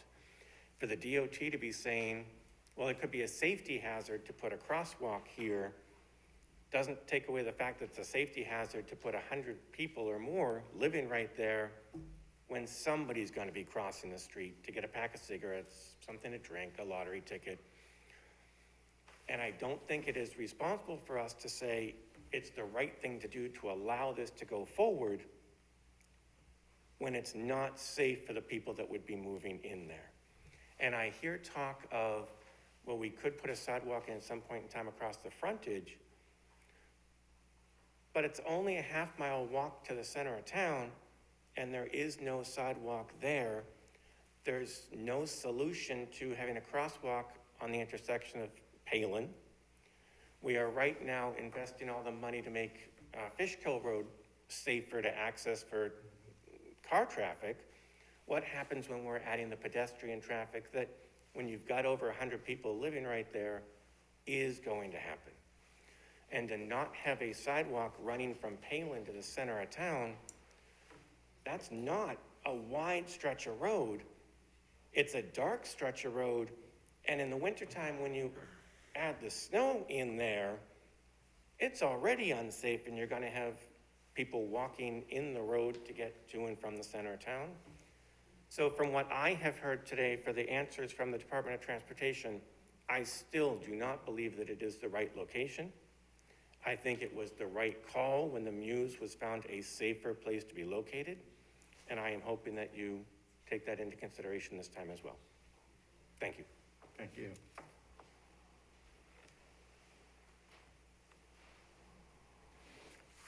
Is there, Hey, Gary Moran, our resident here. yeah, just signing here? Yeah, okay. How's everybody tonight, all right? Good. So, I was part of this, I've lived here, for like 32 years, I'm right off of Bull Road. And I've got some notes on my phone, I'm not gonna go through everything that we went through several years ago. But originally, they wanted to put the development that we built over here on this property. and we had come up with some very good points on why it was an issue. It had to do with water, it had to do with that road, the curve. As a matter of fact, I think they put that stand down the center to keep people in their lanes, right? I'll just go through it real quick. Like 30% of the property, I think it was a 9-acre parcel, 30% of it couldn't be touched because it was wetlands. It just seemed like, we got to know the builder, who was a really top guy, right? So everything Mr. Security, if I'm saying his name right, did, he got all the right people in. Good builder, right?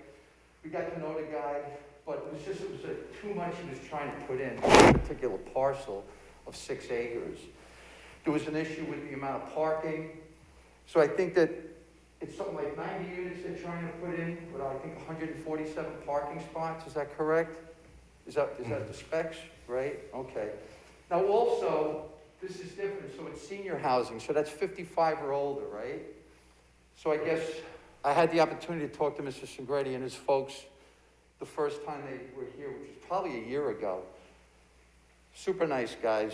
Like I said, they all know what they're doing. And the concern was the the parking spots, right? So what is that? It's just about 1.5 parking spots per unit, does that sound right? How it works out? Yeah, roughly. So if you have somebody coming to visit, like what happens with the overflow of parking? Or is it probably set up where this parking spot 1 is for this unit 1, but there's like 50 extra parking spots that are kind of probably used randomly, right? If people come to visit kind of thing? Yeah, Which we'll have him makes come sense, back up and, yeah. right? So that makes sense. But we always had a problem with the road and the traffic. Now, I'm 58 years old. I'm not going to collect Social Security for another 10 years. I'm pretty sure I'm going to be working for the next 8 or 10 years of my life. So I kind of was, when I said, 55 senior living, that's going to be an active place, I mean, I got a 5,000 square foot house right over here. I moved up here from Long Island because I love it up here, right? And that's why we started Concerned Citizens of East Fishkill, because it seems like the town's always done the right thing, and we can kind of so when we leave here tonight with our notes, we can meet with 50 of our, folks in part of this thing to have a conversation.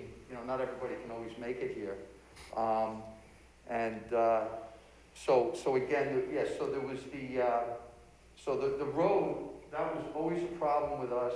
And is the water still a problem here? Getting water delivered to that? Is that still, I don't think that's an issue anymore? Well, you don't think it is, but I think that was a big problem. I don't know if anybody was around when they first tried to develop this originally. Were there any of you folks here for that? Were you here, John? So you remember it, right? Wasn't water an issue? I don't recall exactly if it was an issue. I know it was brought up, but I don't know if it was an issue. All right, because I know that we did traffic studies, right? We do. And is that still an issue, John, the traffic? So what would they try to do something with that road, try to straighten it out maybe or something? Or is it, because, I mean, I can joke around and say, well, it's for seniors, there's not gonna be much activity there because they're all gonna be in there in their wheelchairs. And if I moved in there with 10 of my friends, I'm gonna be out of there 6 o'clock every morning with all the other 50 people going to work and coming in, and that road's gonna be jammed up. Unless you're a cop or a fireman, and you just build the decks on the side. You're not required at 55, right? Right. Agreed? So to say that this is like senior living, it's, to me, a lot of folks that we've talked to over the last several months kind of felt like, well, it's, it is, but then I guess I was told that if you Google what's senior living in New York State, it's at 55 or older. So that should probably be updated, right? I would think. Do you guys agree that a senior at 55 that we're going around? Would you think so? I got 35 until I even think about it, so. There you go. I still got a couple of years to go on my, Not all of us do though, Chris. on my mortgage, right? So, all right, like I said, and then, so here's something that was brought up, actually, when I had the opportunity to speak to these gentlemen. They were nice enough to talk with me. Was that, a friend of mine, I don't want to mention his name, goes back 30, 40 years with the guy who bought the IBM property down here. He's been following IBM for 40 years, he goes in, he knows what he's doing. And he's the VP not operations, but basically putting the whole plan together. So he went in there hard and heavy, he was ready to go, but he realized, because I'm sure you folks are working with them, it's gonna take a long time for them to cut and chop that up, and they're probably about 4 years into it now. Maybe it's been that long since he bought it. I can't think of the guy's name, Joe something? Who was the guy who bought the IBM property? So, there's 450 acres over there, and this friend of mine said the intention is to really develop that place. They'd like to have 30 or 40,000 people there. I know they want to put campuses on there. I know they bought a brewery in there. They're slowly taking the place apart. And they want to develop it and make it a city inside of the city. It's 2 miles down the road.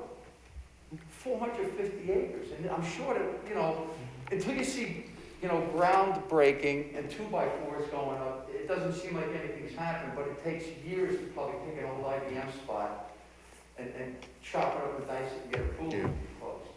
So what I understand is, this is isolated. You know, we can hash up all the stuff, there's no sidewalks. I don't think a bus can come into this because it's private property, right? Yeah, there's no school buses. No, a going in. bus for people, the old people in the wheelchairs. There's a bus stop on Palin Road, right at 82. A bus can't go in there, right? Well, there's already a bus stop at Palin Road in 82, though. So they would have to walk down to the, What is that, 100 yards? yeah, I've been here for 33 years. I don't think I ever saw a person standing there. Have you ever seen a person standing at that bus stop? I've seen the bus stop there and people getting off. And he's like, I've been doing this for 30 years and no one's gotten on this bus yet, right? So the thing is, the access into town, I mean, we can flip it to the other side and say, you know what, everyone's in there, 55, whatever they are, they're gonna be able to get in and out because they're still driving, right? And I know that my wife and I, we have separate cars because in the morning we go like this, right? So if you got 55-year-olds in there and they're couples, it could be a push with the 147 spots that you have available in there. But I thought that for all these old people in there, what a great place to build at IBM, right? 450 acres. So when I'm old and I move in there, I come out, I'm on the sidewalk, there's 16 restaurants, there's a place to shop, I could take a bus to take to Poughkeepsie or White Plains. You know, they're looking at getting anywhere from, my buddy said originally they were looking to get anywhere from 30 to 50,000 people into that piece of property, right? So, you know, we can push this, you know, and then all of a sudden, boom, every game in town is grabbing a plot that this guy's trying to fill up 450 acres. Would you guys agree, Craig, would you agree that something like this, for what they want to develop it over IBM, which is probably going to happen pretty soon now, it's been a few years, wouldn't that just fit perfect into an environment like that, or? I mean, that's up to the developer. That's not for us to say what. That's not our. Do you guys live here? Yeah. All right, so you can just say what you want, I'm just going to ask you. Yeah, I know, I hear you. Don't you think that that would be a better environment for a place like this with all these old people? Right smack dab inside of a city, inside a city? Like, I'm in the long term here, I've been here since 92, right? My wife's gonna bury me in my 99 Tahoe in my backyard, right? So I'm here for the long haul, you know, and I know younger people are coming up. And it just seems to me that we're right around the corner. Excuse me, though, you just gotta keep in mind, that's industrial property, it's not residential property, so I hear what you're saying, it's not zoned for it, and I think with the manufacturing and things that go on there, I don't know that it even could, if the DEC would go along with that. So you're following what he's doing over there? Yeah. Okay, good, so I So I just. understand what you're saying, but the zoning currently doesn't permit that. Currently? Right. Right, so I think out of probably the 450 acres, there's probably 300 acres, right? Because I've been doing tours over there with this friend of mine. There was really not much on there physically for the amount of acres it had, right? A lot of buildings and a lot of blacktop, yeah. A lot of parking lots. Right. But do you think the zoning might change where they could put a hotel over there? Or they could put a house, or? I know there's nothing before us right now. Right, well, you know what, so That's a tough one to bring up because it's still so much, and it's, even though it's been probably 3-4 years, there's so much that guy's gotta do over there, We right? have limited areas where industrial is permitted in town, and I think we want to preserve that, so. Right. There's a lot that goes into that. Right, right. So because he was actually, he got involved with this, and he wanted to, he understood that this friend of mine, that we definitely need what Mrs. Segretti, every time Mrs. Segretti brings something to town, it's something that we need. And I think it's even mandated, because I know that this place that was built over here, I mean, I think there's still some vacancies, but we needed that, right? And we need this place for all these old people like me. We definitely need it. It's just 90 units. I moved out of Long Island to get out of this. And I live basically, I'm gonna be able to see this place every day when I wake up from my front window of my house, right? And then the other thing is the lights, the lighting. I had a note. So this will be well lit at night, right? Yeah, just Like a Walmart face, park, yeah, just, like a what's your Walmart question? parking lot. though, I Yeah, think that's they said what, last time, you- right? I So wouldn't those go that little far. black dots, those are all lights, That's where the There's light, just- that's where the light goes. right, those are lights? No, that just shows you how the lighting would spread and cover the area. Okay, But it's not- so at night, when the sun goes down, those will just come on, like they do on the Long Island Expressway, and they're probably, how tall are those things, like 30, 40 foot? They gotta be. They're Going 18 over- No, 18 feet, 18 feet. They're 15 foot. 18. 18 foot. So, And they don't shine up, they shine down. They're What's that? cut I'm off, sorry. they're cut off lights, so they don't reflect light upwards, they reflect, they're Especially, directional. especially specific designed to direction. stop the spread from all being right, all over so it the would be place. less blinding. I'm not saying you can't see them, because you Right. could see a light that's on, but it's not shining at you or up Okay. into the air. So it would look like a Walmart parking lot. I think that's what they would put in there. The lighting levels are significantly lower, like I don't- significantly lower than Significantly? than a typical parking lot, yeah. So there's gotta be about 30, 40 lights in there, right? Yeah, let me see if it has So the 6 average. acres of property with 150 parking spots, 90 units, I mean, I would think it has to be pretty well lit, right? Because we're all, we're over 55, we're tripping, we're walking into things, so I would think that have to be a very well-lit area. Probably look across the street right More tonight light than and any see what it other. looks like. That's We- right. Representative. I What? think that's probably even, I think this is even lower lighting levels than across the street. This is, the maximum lighting level is 2-foot candles, which is very low. The average is 0.3 foot candles, not even a foot candle. Okay. So shame on us for coming up here to be closer to Mother Nature in the woods, but I understand, you know, you gotta do what you gotta do. We're a town, we're growing. Like I said, I'll never say anything bad about Mr. Segretti or the people he's brought to the table to do what he's doing, because he always brings the right people that know what they're doing. But I always feel like he's trying to put 10 pounds of shit in a 5-pound bucket.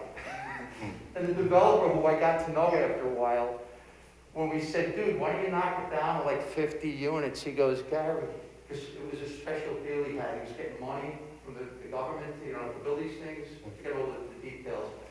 He goes, dude, if I can't go in with 100 units, it's not worth my time. So because it wasn't worth his time, I have to now live across from this thing for the next, I'll probably die a year after I get my Social Security, for at least the next 11 years. So that's the concern that we have. And I respect everybody in this room. I like the great job you guys are doing. I think Nick's doing a great job. I'm still friends with the old gentleman that used to, Mr. Hickman. I see him all the time. And I think that's pretty much all I had to bring to you folks tonight. So Okay, thank you. Thank you very much. Appreciate it. All right. Is there anyone else on the, oh, thank you. Hi, my Just name is make sure you sign the,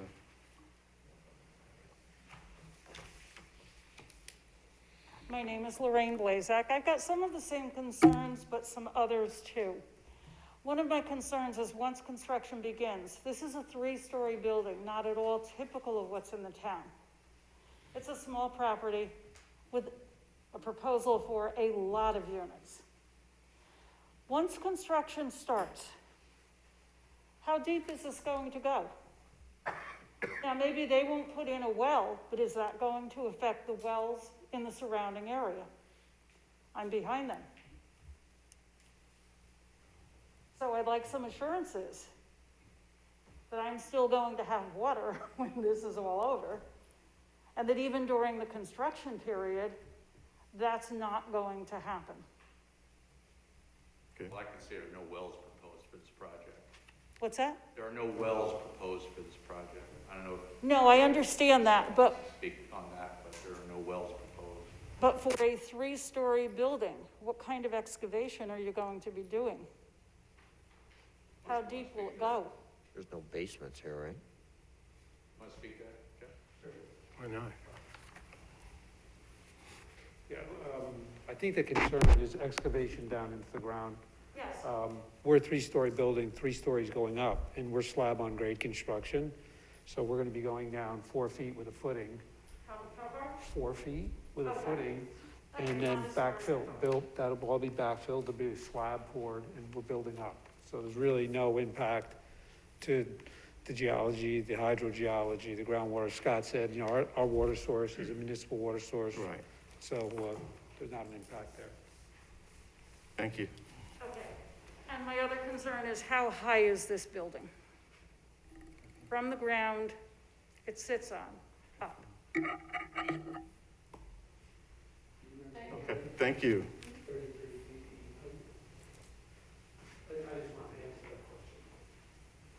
I believe, it is 3-story building, I believe the eave height of the building is 33 feet, but we can double check that. 36 feet, I'm sorry. Can you just show, can you show the,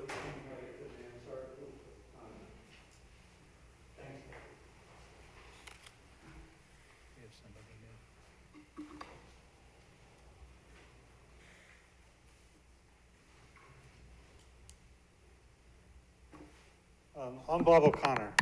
I've lived up here for almost 50 years.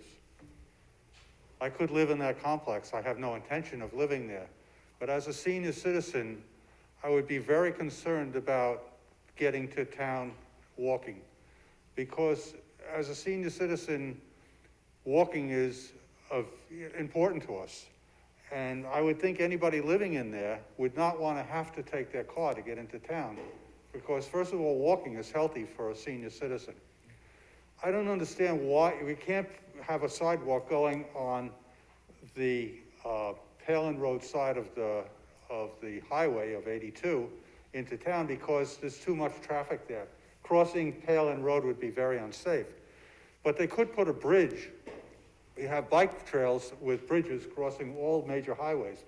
They could put a personal bridge going across to the other side of Route 82 and then run a sidewalk up into town for senior citizens.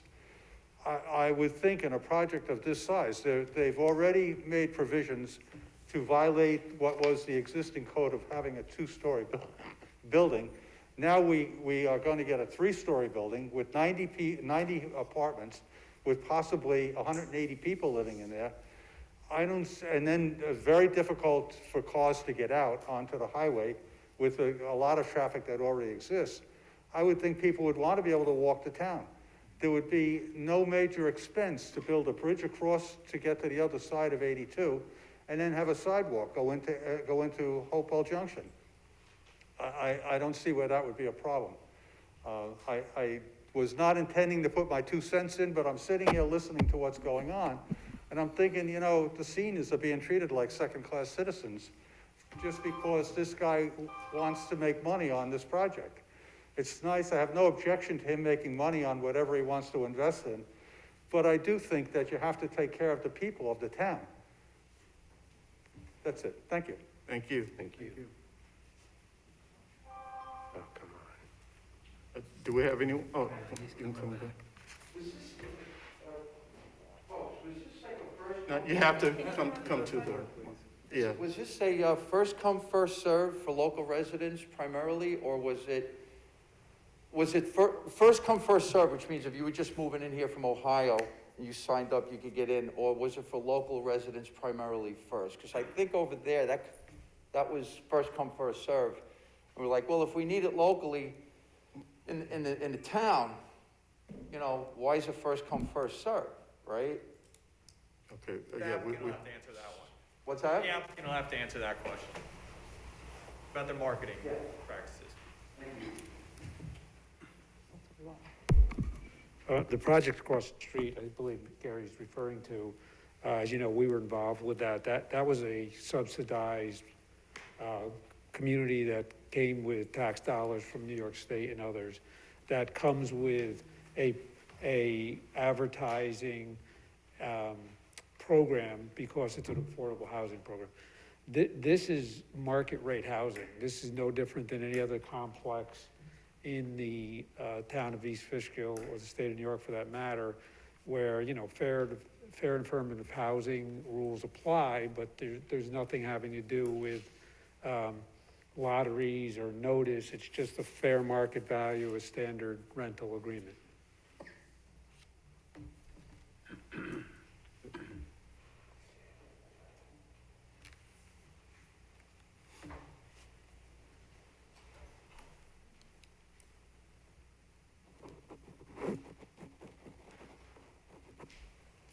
Hi, I'm Ron Irossi. I live on Palin Road. And first thing I want to say is this is a nice project, nice place to live. I think it was pretty well thought out. I don't like where it is, but nevertheless, it is where it is. What I wanted to say is I was concerned with a safety issue with this. As a senior, I could live there, and I would probably want the top floor because I don't want anybody above me. And if a fire broke out, you have to walk down 3 flights of stairs. I'll be the first to admit, I'm not that fast on the stairs anymore. I probably won't make it to the bottom. Someone yells fire, your adrenaline, I'm low on adrenaline at this stage, so I don't think it's gonna work. And the possibility of a fire, we're talking seniors, we do crazy things. We put knives in the toaster. So, you know, it could happen. I think that this project, because it's of its size also, might work better if it was only a 2-story project, which would eliminate about 30 units and make it a little smaller, less traffic, because even if you have no car, you're going to cause traffic because I'm going to have my groceries delivered, my pharmacy, everything is going to be delivered to me. You're still going to have traffic. I know in the last meetings, it was talked about a turn lane. I think the turn lanes might be useless for this project. It needs some other kind of traffic control. A light's not going to do it. It's going to back traffic up in both directions. I think a rotary makes the most sense where you would pull out. Everyone pulls to the right. If you're going to go to Hopewell, you keep going. If you're going to go to Fishkill, you go around and go the other way. So I think it might be something to consider to make this smaller, where it would make more sense in that location. The traffic is only going to get worse there, especially if Amazon comes here. We're back to the Palin Road Speedway. So that's all I want to say. Thanks.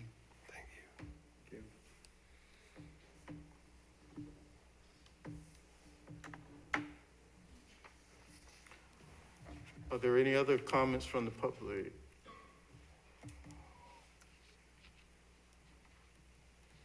Here we are again. Rehash the same issues. I think everybody agrees that the project itself is not a bad idea. It's the density and the size of it for where it's located. I've been very involved in that piece of property and what's going on there over the last several years. And there's a lot of things that have happened that I'm not sure I totally understand how it's done and how we got this far. It seems to me that it's spot zoning. And then I hear it's not spot zoning because zoning wasn't changed, it's a special permit process. Is that correct? Yes, they need to get a special permit. Special permit. Who issues that special permit? Is it the planning board or the town board? So this does not go back to the town after all these things, after they get their finals and everything approved. It doesn't go back to the town board. It stays right here with the planning board? That's correct. Do I understand? Okay. I'm the first to say that I don't understand the whole process and how it all works. But when the original project was to go there, that is now across the street. They were allowing 8.5 units per acre. Then when it moved to where it is, on the 22-acre parcel, in my notes here from the town and what was resolved, on 22 acres, they were only allowed to put 4 units per acre. So I'm confused as to now how are we up to 10 units per acre on this 9-acre piece of property? Am I misunderstanding that, or is that? Also back then, the resolution that was proposed is the zoning would be changed to allow assisted living and memory care. We're not doing that anymore either.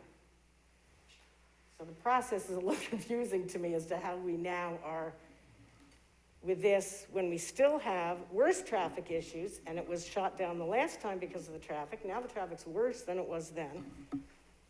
And with all due respect, I think there's a lot of things in the town that need to be fixed before we bring new things in to add to the confusion that we have. Thank you. Thank you. Thank you. That's not mine, I guess that was the sign. Thank you. Is it? Answer that question. Oh, I'm sorry, I'm just trying to. So it's probably been, John, I'll ask you because you were involved with this original. This has got to be, what, 2016 when we did the first round on this? So, I have definitely noticed the difference in the amount of traffic up here now. It's off the hook. Like, I'll forget what time it is, that it's 4:15, and I'll go to Stewart's to get milk, and it takes me 30 minutes. I'm like, oh, I forgot that from 6 to 8 in the morning, and from 4 to 6 at night, don't leave your house. So, the thing is that I thought we did a good job. We worked together. It didn't work out great for Mr. Segretti. We didn't use his property, but we did the right thing. We even put more units over there so that in the future, I think, premise was they asked for another 30%. We said, we got it covered, man. We did it, right? So the thing is, if we were able to prove that this was a tough deal back in 2016, nothing's changed. It's gotten worse. It's absolutely gotten worse.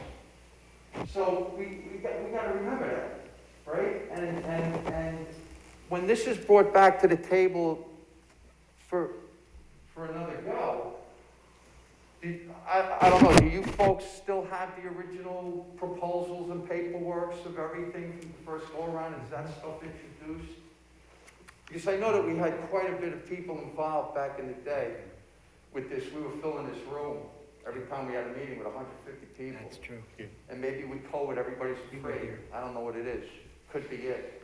So hopefully all of that stuff is still would have to be sorted through with these gentlemen on how they're going to get through it. So it's gotten worse before than it's gotten better. Living in this town with the traffic congestion, et cetera. So I just wanted to add that. Thank you. Thank you.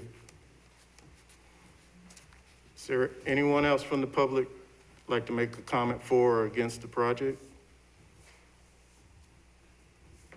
Okay. Jeff, you come back up. So I just want to work through some the comments we heard today. You answered the one about the water, because you're connecting into water and sewer. Correct. All right. Yes. As far as the wetland, can you address just familiarize how you're situated with the property in the wetland and? Sure. As the board is aware, the two corners of our property, here shown in blue, are wetland areas, which are regulated by both the town and New York State DEC. Those wetland areas come with a 100-foot adjacent area or controlled buffer area, which we're staying out of. As you can see from our site plan, we're distanced from that wetland in almost all instances by that 100 feet. So there's also a significant grade difference between the plateau that we're building on and those wetlands down below. There is some very minor encroachment into the 100-foot setback with some residual grading at the back of the site, but that's primarily it. So it's a very low impact relative to the wetlands.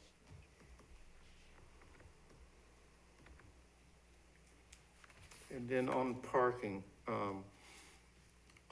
just recap the number of spaces, but as far as overflow.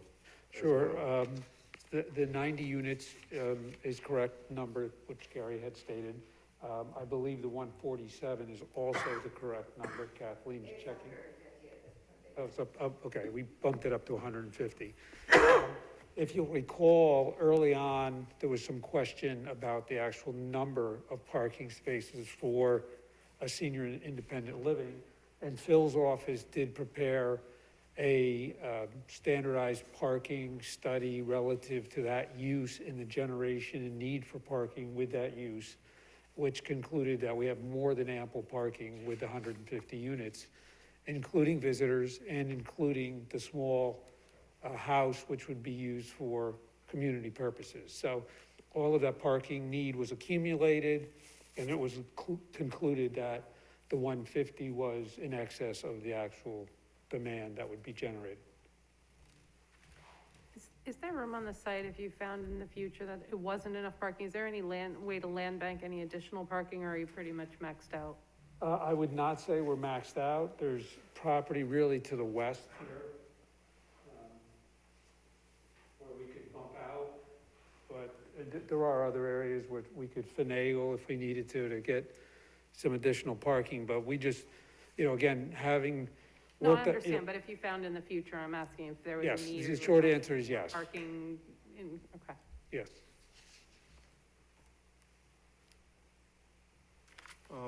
From my bus loop perspective, there's a bus stop on Palin. Is there a plan to have it in front of this project, or come inside? We have not reached out to Dutchess County relative to bus service coming into the property or the addition of a bus stop in front of the property. I do believe that one of the county's comments had to do with the configuration of our front drop-off. Again, this was a county planning comment that came through your board, which asked us to just open that up a bit so that a jitney bus could make that turn, which we did do.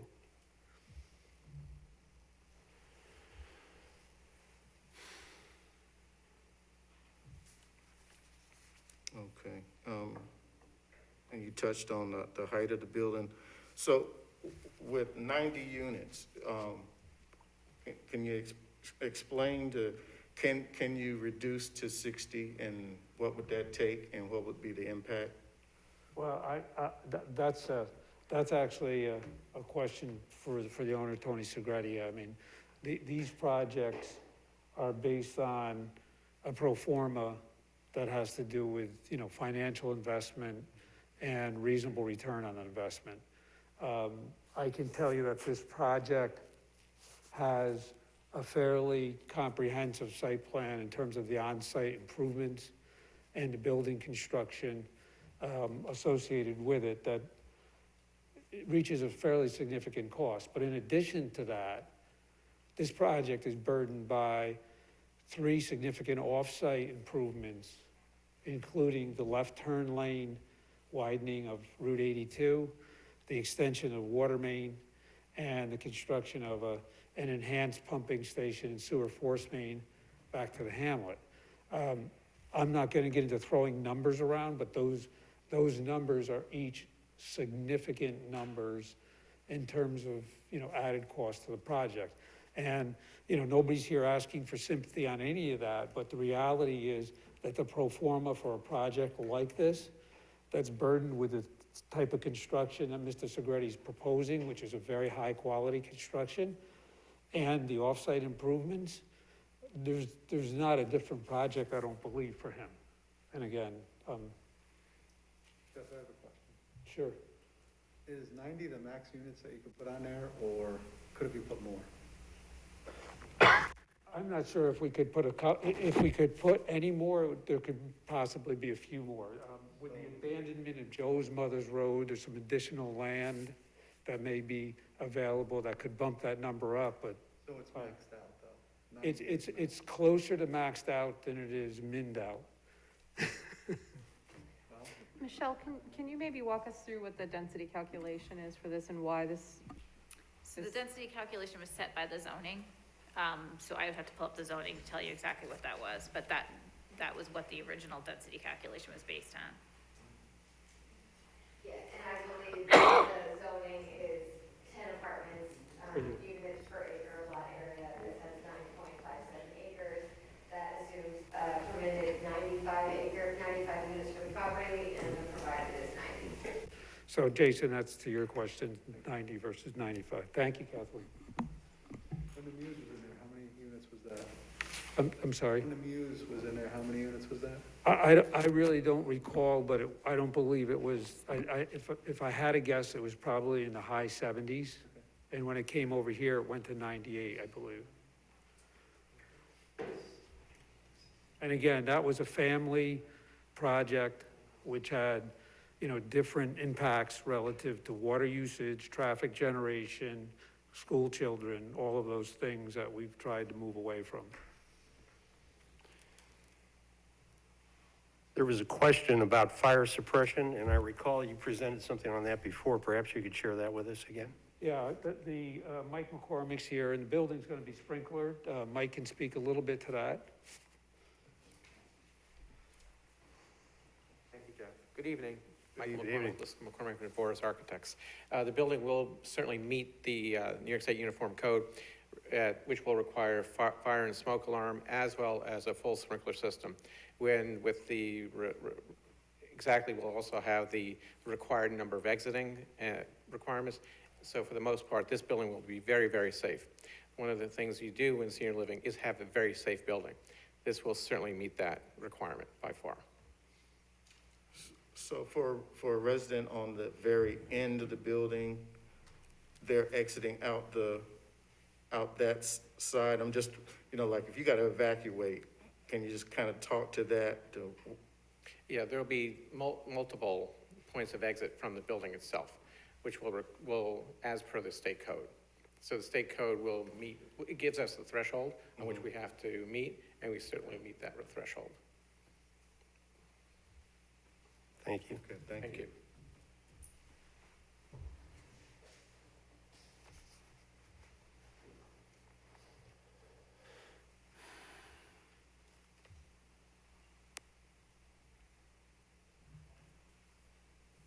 Okay, so I think we hit all of the,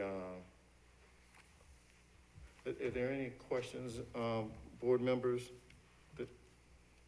Anything, I just want to make sure I didn't miss anything. I do want to go back to traffic, because it is true as we increase, the activity that's happening on 52 and traffic coming up Palin, we know the warrants at that intersection they're not failing, but they're low. C and D, if I recall correctly. Is the work that's happening now at Fishkill Drive going to help alleviate or improve? Well, I think the improvement that the town is making at Fishkill Road will improve that operation of that intersection. I think in terms of this project, and I don't recall the older project, I don't think they were proposing to provide a left turn lane on 82. And so from a traffic standpoint for accessing the property, this will provide a left turn lane for people turning in so that through traffic on 82 is not inhibited, okay? And just, Jeff didn't want to talk about numbers, but the provision of that turn lane, by the time you're all said and done, these are costing $500,000 to do that because you have to resurface the road. The state standards are very strict.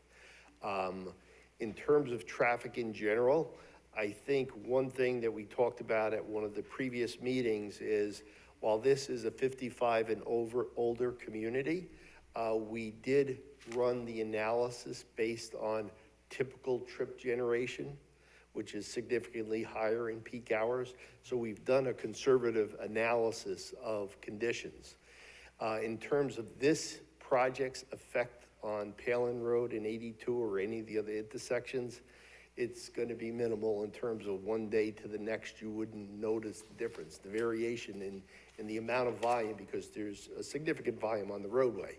One of the reasons why DOT had asked this project to take on providing communication modems both at Palin Road and at Lake Walton Road was to allow them the ability to maintain the signals remotely and, if necessary, make it as efficient as possible. So that's something that typically, if this project wasn't there, they would be looking at someone else to do that, but we would do it as part of our work permit. So I think in terms of the traffic generation from this project, we're mitigating that. I think as part of the land dedication along Route 82, we will provide area for future sidewalks if they were ever necessary. I think in terms of crossing 82, DOT will make any final determinations on that as part of the final work permits. And the volumes just aren't there to justify a full signal. But as Mr. Bryant had said, if they're willing to allow what they call an RFB, rapid flashing beacon, or some type of beacon, that could be easily worked into those final, conditions subject to DOT. So I think that's it. Traffic has increased along the corridor. Mr. Moran, adequately identified that. But in terms of the fact that these developments, they run, on ones that are built, you have people that are in there that are just 55. You have people that are 80. So there is a mix, and we've looked at the higher generation in terms of impacts. And thus, it should improve significantly moving east and west on that corridor, because now you're making improvements on. Well, I think it won't make it any worse in terms of those locations off-site. In terms of this location, where we're providing the turn lane, the through traffic will continue to be able to operate it is today, as opposed to somebody stopping, if they're going into the beer distributor across the street. Part of our widening, DOT will require us to widen that, so it actually will improve that condition compared to what it is today. Okay. And I was curious of how much queuing is expected at that left turn? Turn into the site in a couple of vehicles, but the length of that lane, that's part of the final design. Conceptually, DOT has agreed with what we've shown, but they'll tell us the final length of that lane, whether it's 100 feet or 125 feet, but typically you would stack one or two vehicles at a time.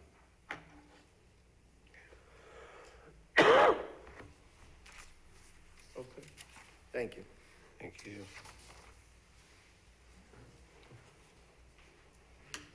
Any additional questions from the public? I just want, Jeff. It's just back and forth. I got people that could make it Got tonight, it. so they texted me, I'm keeping them up to date here. So it's just some points of clarification on their responses. So is it okay if I approach this? It's just, we gotta assure you can be heard with the mic. All right, That's all. so the first thing is the wetlands, which I think you explained were the two, where's the wetlands on? If you look at the paper right next to you, it's the Oh, right blue here. areas. The The blue areas. It's the blue areas. And you have to be 100 foot away from those wetlands. So how far are you from the, so that's 100 foot from what? The end of the parking lot or the end of the building? Is that 100 foot question from here to here? All the improvements, including the parking lot, have to be outside of that 100-foot buffer. It's here. That's not true. So the wetlands and the 100-foot control zone or adjacent area around the wetlands are areas where if you do any activity within them, you're required to get a permit, okay? I thought you said you stayed out of them. So, correct, so I had thought you said, and I apologize if you didn't, I thought you said you have to stay out of them. Because there is a perception that you have to stay out of the 100-foot adjacent area, which is not the case at all. Our driveways, all of our hard surfaces are out of that 100 feet. There is some residual grading, a small amount of grading that extends into that 100-foot adjacent area, which necessitates a permit, which we are pursuing. But you wouldn't typically expand your development by using that buffer area. And in this case, Yeah, you're not putting your development within that buffer area. Yeah, I would not agree with that statement, but I think a different way to say it would be that, the avoidance of the wetland, disturbing the wetland is primary. The disturbance of the adjacent area should also be an objective. But there's often times where we're putting roads in the buffer area or even in the wetlands or other improvements because it's necessary to make sense from a On development. this particular site, with these particular wetlands, there's no need for this development to be within the buffer area, is that correct? On the site, correct. And you're not in the buffer area on With, this with, site? with any of the hard improvements, no, but with residual grading, yes. Yeah, we have two small areas. Back here, just adjacent to that we're grading with Do we the have a lawn permit for area that? into that wetland buffer. Pursuing that permit, I said. So I'm gonna ask again, that was an excellent answer. I'm just gonna have to ask again. So is that 100 foot from here or from here? Is it 100 foot? This one, Yeah. that's the control area. So control area, this is the 100 foot right here. And then the same thing. Okay, gotcha. So since you're here, let me ask you this. You're gonna ask the board. So the runoff, board members, that was another concern going back several years ago is, well, that's all great. So this space is just as important as this Oh, space. and sir. this space. You have to ask the question from the mic, they Yeah, you can't. gotta Oh, talk to sorry. the mic. So the space, the light green, the dark green space in here, which is in that 100-foot zone, is just as important to the turtles that live here as the blue zone, is that correct? There was a turtle or something that lived in there, right? My wife knows. So, right, so this is just as important as this, would we agree? So whether we're looking at this edge or that edge, you have to treat it all the same. Would we agree with that?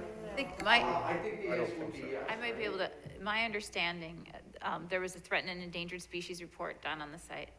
My understanding is that there's no actual habitat for the blandings or the bog turtle. However, there is some nesting habitat. Well, actually, that's not true. There's no habitat. The turtles like to nest, it's a little complicated, when there's husic soils.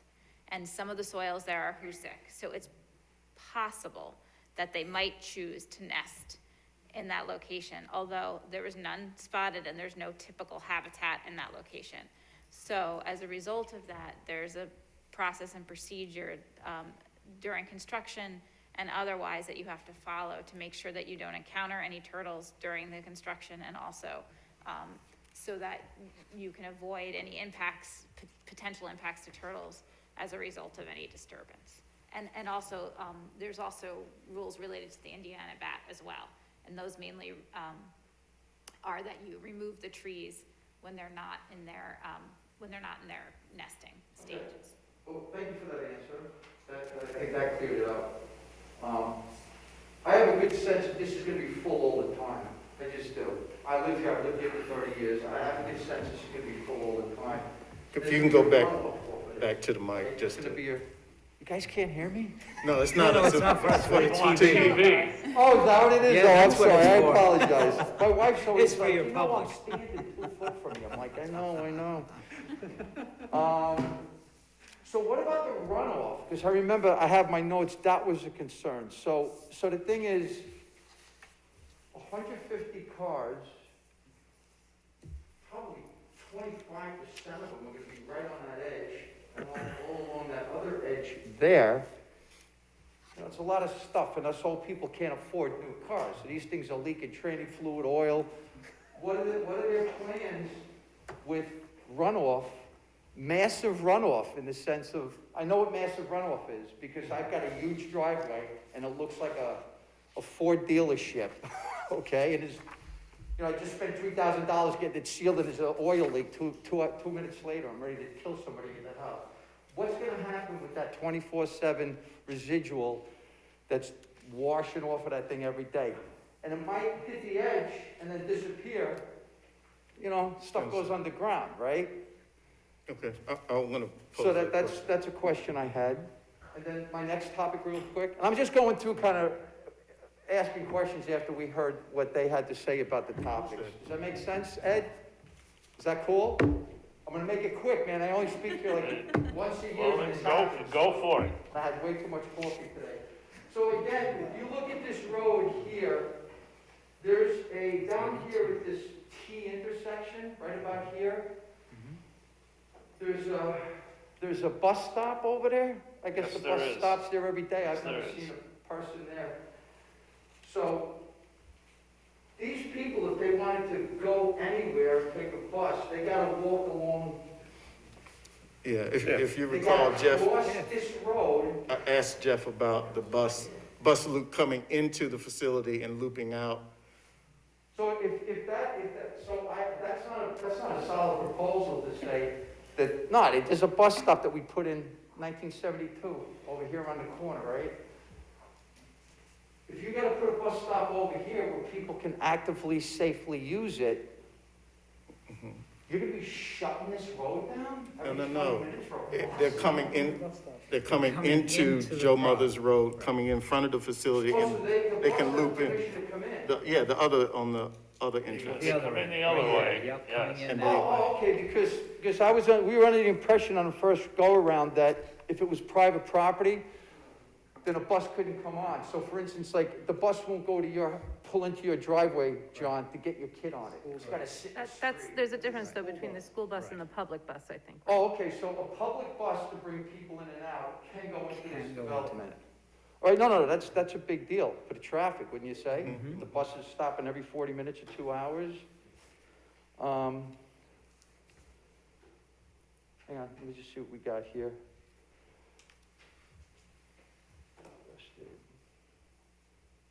Okay, the fire suppression. So I would assume that how wide the hallways are and the steps going up, that would meet the criteria for egress in case of a fire, right? So the way you're gonna build the thing from day one, it's built by code, and those codes all follow these things for a reason. And then I guess the last thing I'll say is, again, our biggest thing was always, why are you trying to stuff so many units into this property? Why do you have to make it look like you teleported in a chunk of the Bronx into this? Look at a picture behind you, Craig. What the hell is that? Take that and take a magic marker and put a 3-story building. I mean, Gotcha. you know, come on, man. Craig, I don't know where you're from, John and Bridget. I came up here from Long Island. I love the people that are moving up here. It seems like a lot more people, right, are moving up this way. And I think that we got to keep this place somewhat, you know, allow growth, but somewhat to a point where, you know, I mean, if you guys just drive by there every day, it's not in my backyard. We need a nuclear power plant, but don't put it in my backyard, you know, that kind of thing.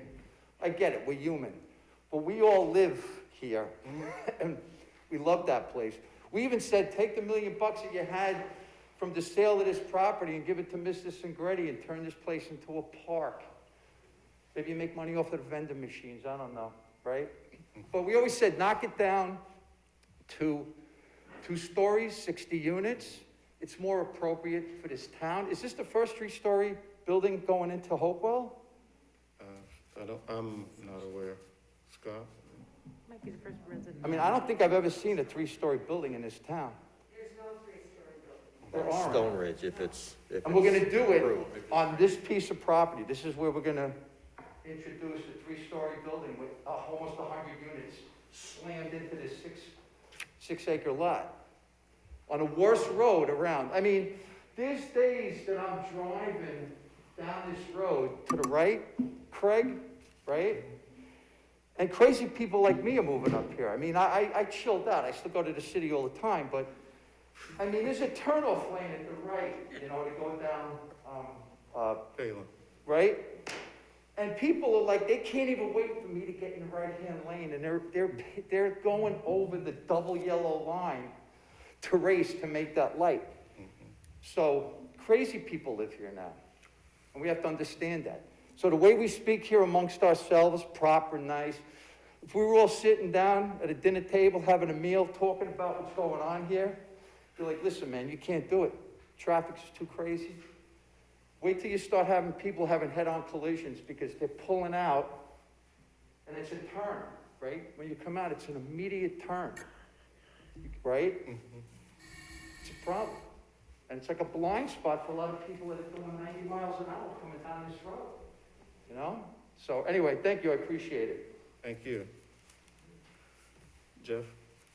I do want you to touch on this stormwater again, because the possibility of runoff and. Sure. Yeah, as the board is aware, I'm sure, we're required by the state to prepare what's called the Stormwater Pollution Prevention Plan, which is a very comprehensive set of criteria that requires us to design the stormwater system for both water quality and water quantity. The entire parking lot will be curbed. It'll be included with a series of catch basins and pipes, which will collect the runoff from not just the parking lot, but from the building and the areas surrounding the building. And that runoff will be brought to a series of stormwater basins, which again are designed to state standards. The state standards recognizes the fact that parking lots have pollutants in them, and the water quality aspects of that stormwater pollution prevention plan addresses those concerns. This project does have a full stormwater pollution prevention plan.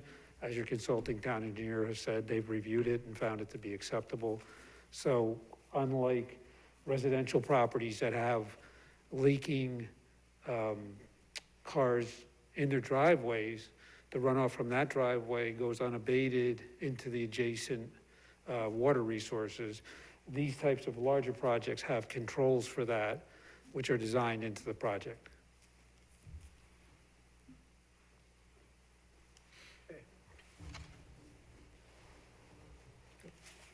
Yeah, any other questions? Is there curbing around the edge of that parking lot? I'm having a hard time hearing you because you're asking. I apologize for before because I just can't make out quite what you're saying. I'm sorry. Is there curbing around the edge of that parking lot? Yes, there is.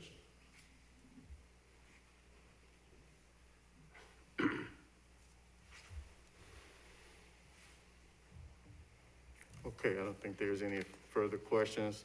I have a motion to close the public hearing. So moved. Second.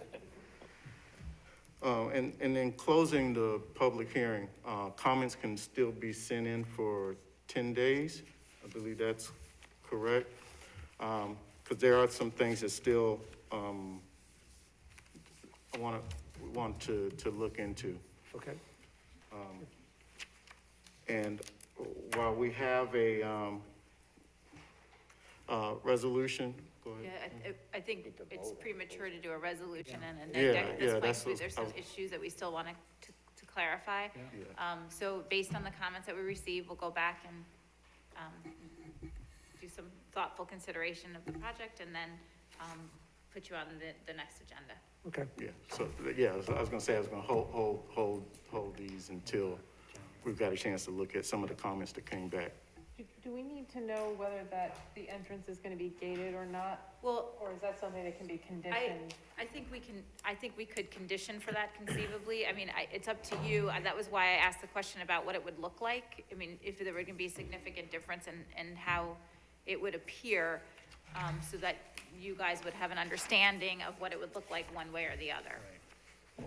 We don't have that, right? We don't have the picture of that or? No, but when I asked Phil that question, you know, he explained that it would largely, it would look similar. There would just be a gate on it, and then it would be about the same width, and it might not be flared at the end. Do we have a sense of what the gate would be? Is it just gonna be like a metal bar, or is it gonna be a, We would have to discuss that with the fire department to meet their criteria. But the typical treatment is either, some type of a gate. But in terms of the width of the roadway would be very similar one way or the other in the location. And because we're not looking for a full movement driveway, it would not be any wider.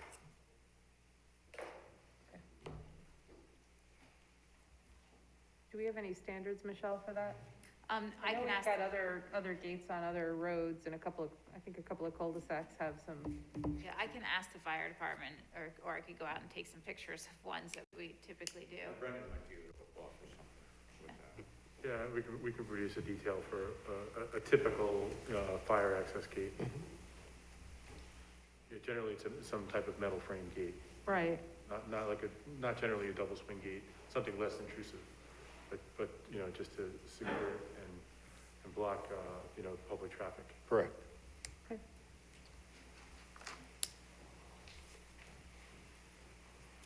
Okay, Jeff, so, we're going to wait for any additional comments that come in. We'll pass that back to you, things we want to look into. Okay. And then, January 19th 2021 is filling up, but, That's the next date. that would be the next date. I don't think that you voted to We did not. close the hearing. We have not. Seconded, you have, all seconds. Oh. Yeah, Yeah, we were having further discussion, you're right. oh, it was under, okay, just,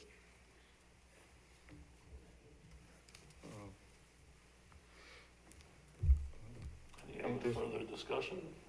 Because otherwise we need a motion to close the hearing. We already have it. No, we already did well, you that. did, and you seconded. All we need is a vote. So now Oh, we we need to vote. vote. All in favor? Hold for a Close the- second, just want to see, any other, items we No, need it's to just a raise? comment about the gating. Okay, all right. With that motion, accepted. All in favor of closing the public hearing? Aye. Aye. Hearing is closed. We will be back in touch with you with, see if we get additional comments from the public. And then also look into a couple things that came up. Very good. Okay, All right. thank you for your time. Thank you. Thank you, everyone, for coming out, too. Can I have a motion to close the planning board meeting? Second. All in favor? Aye. Aye. Aye.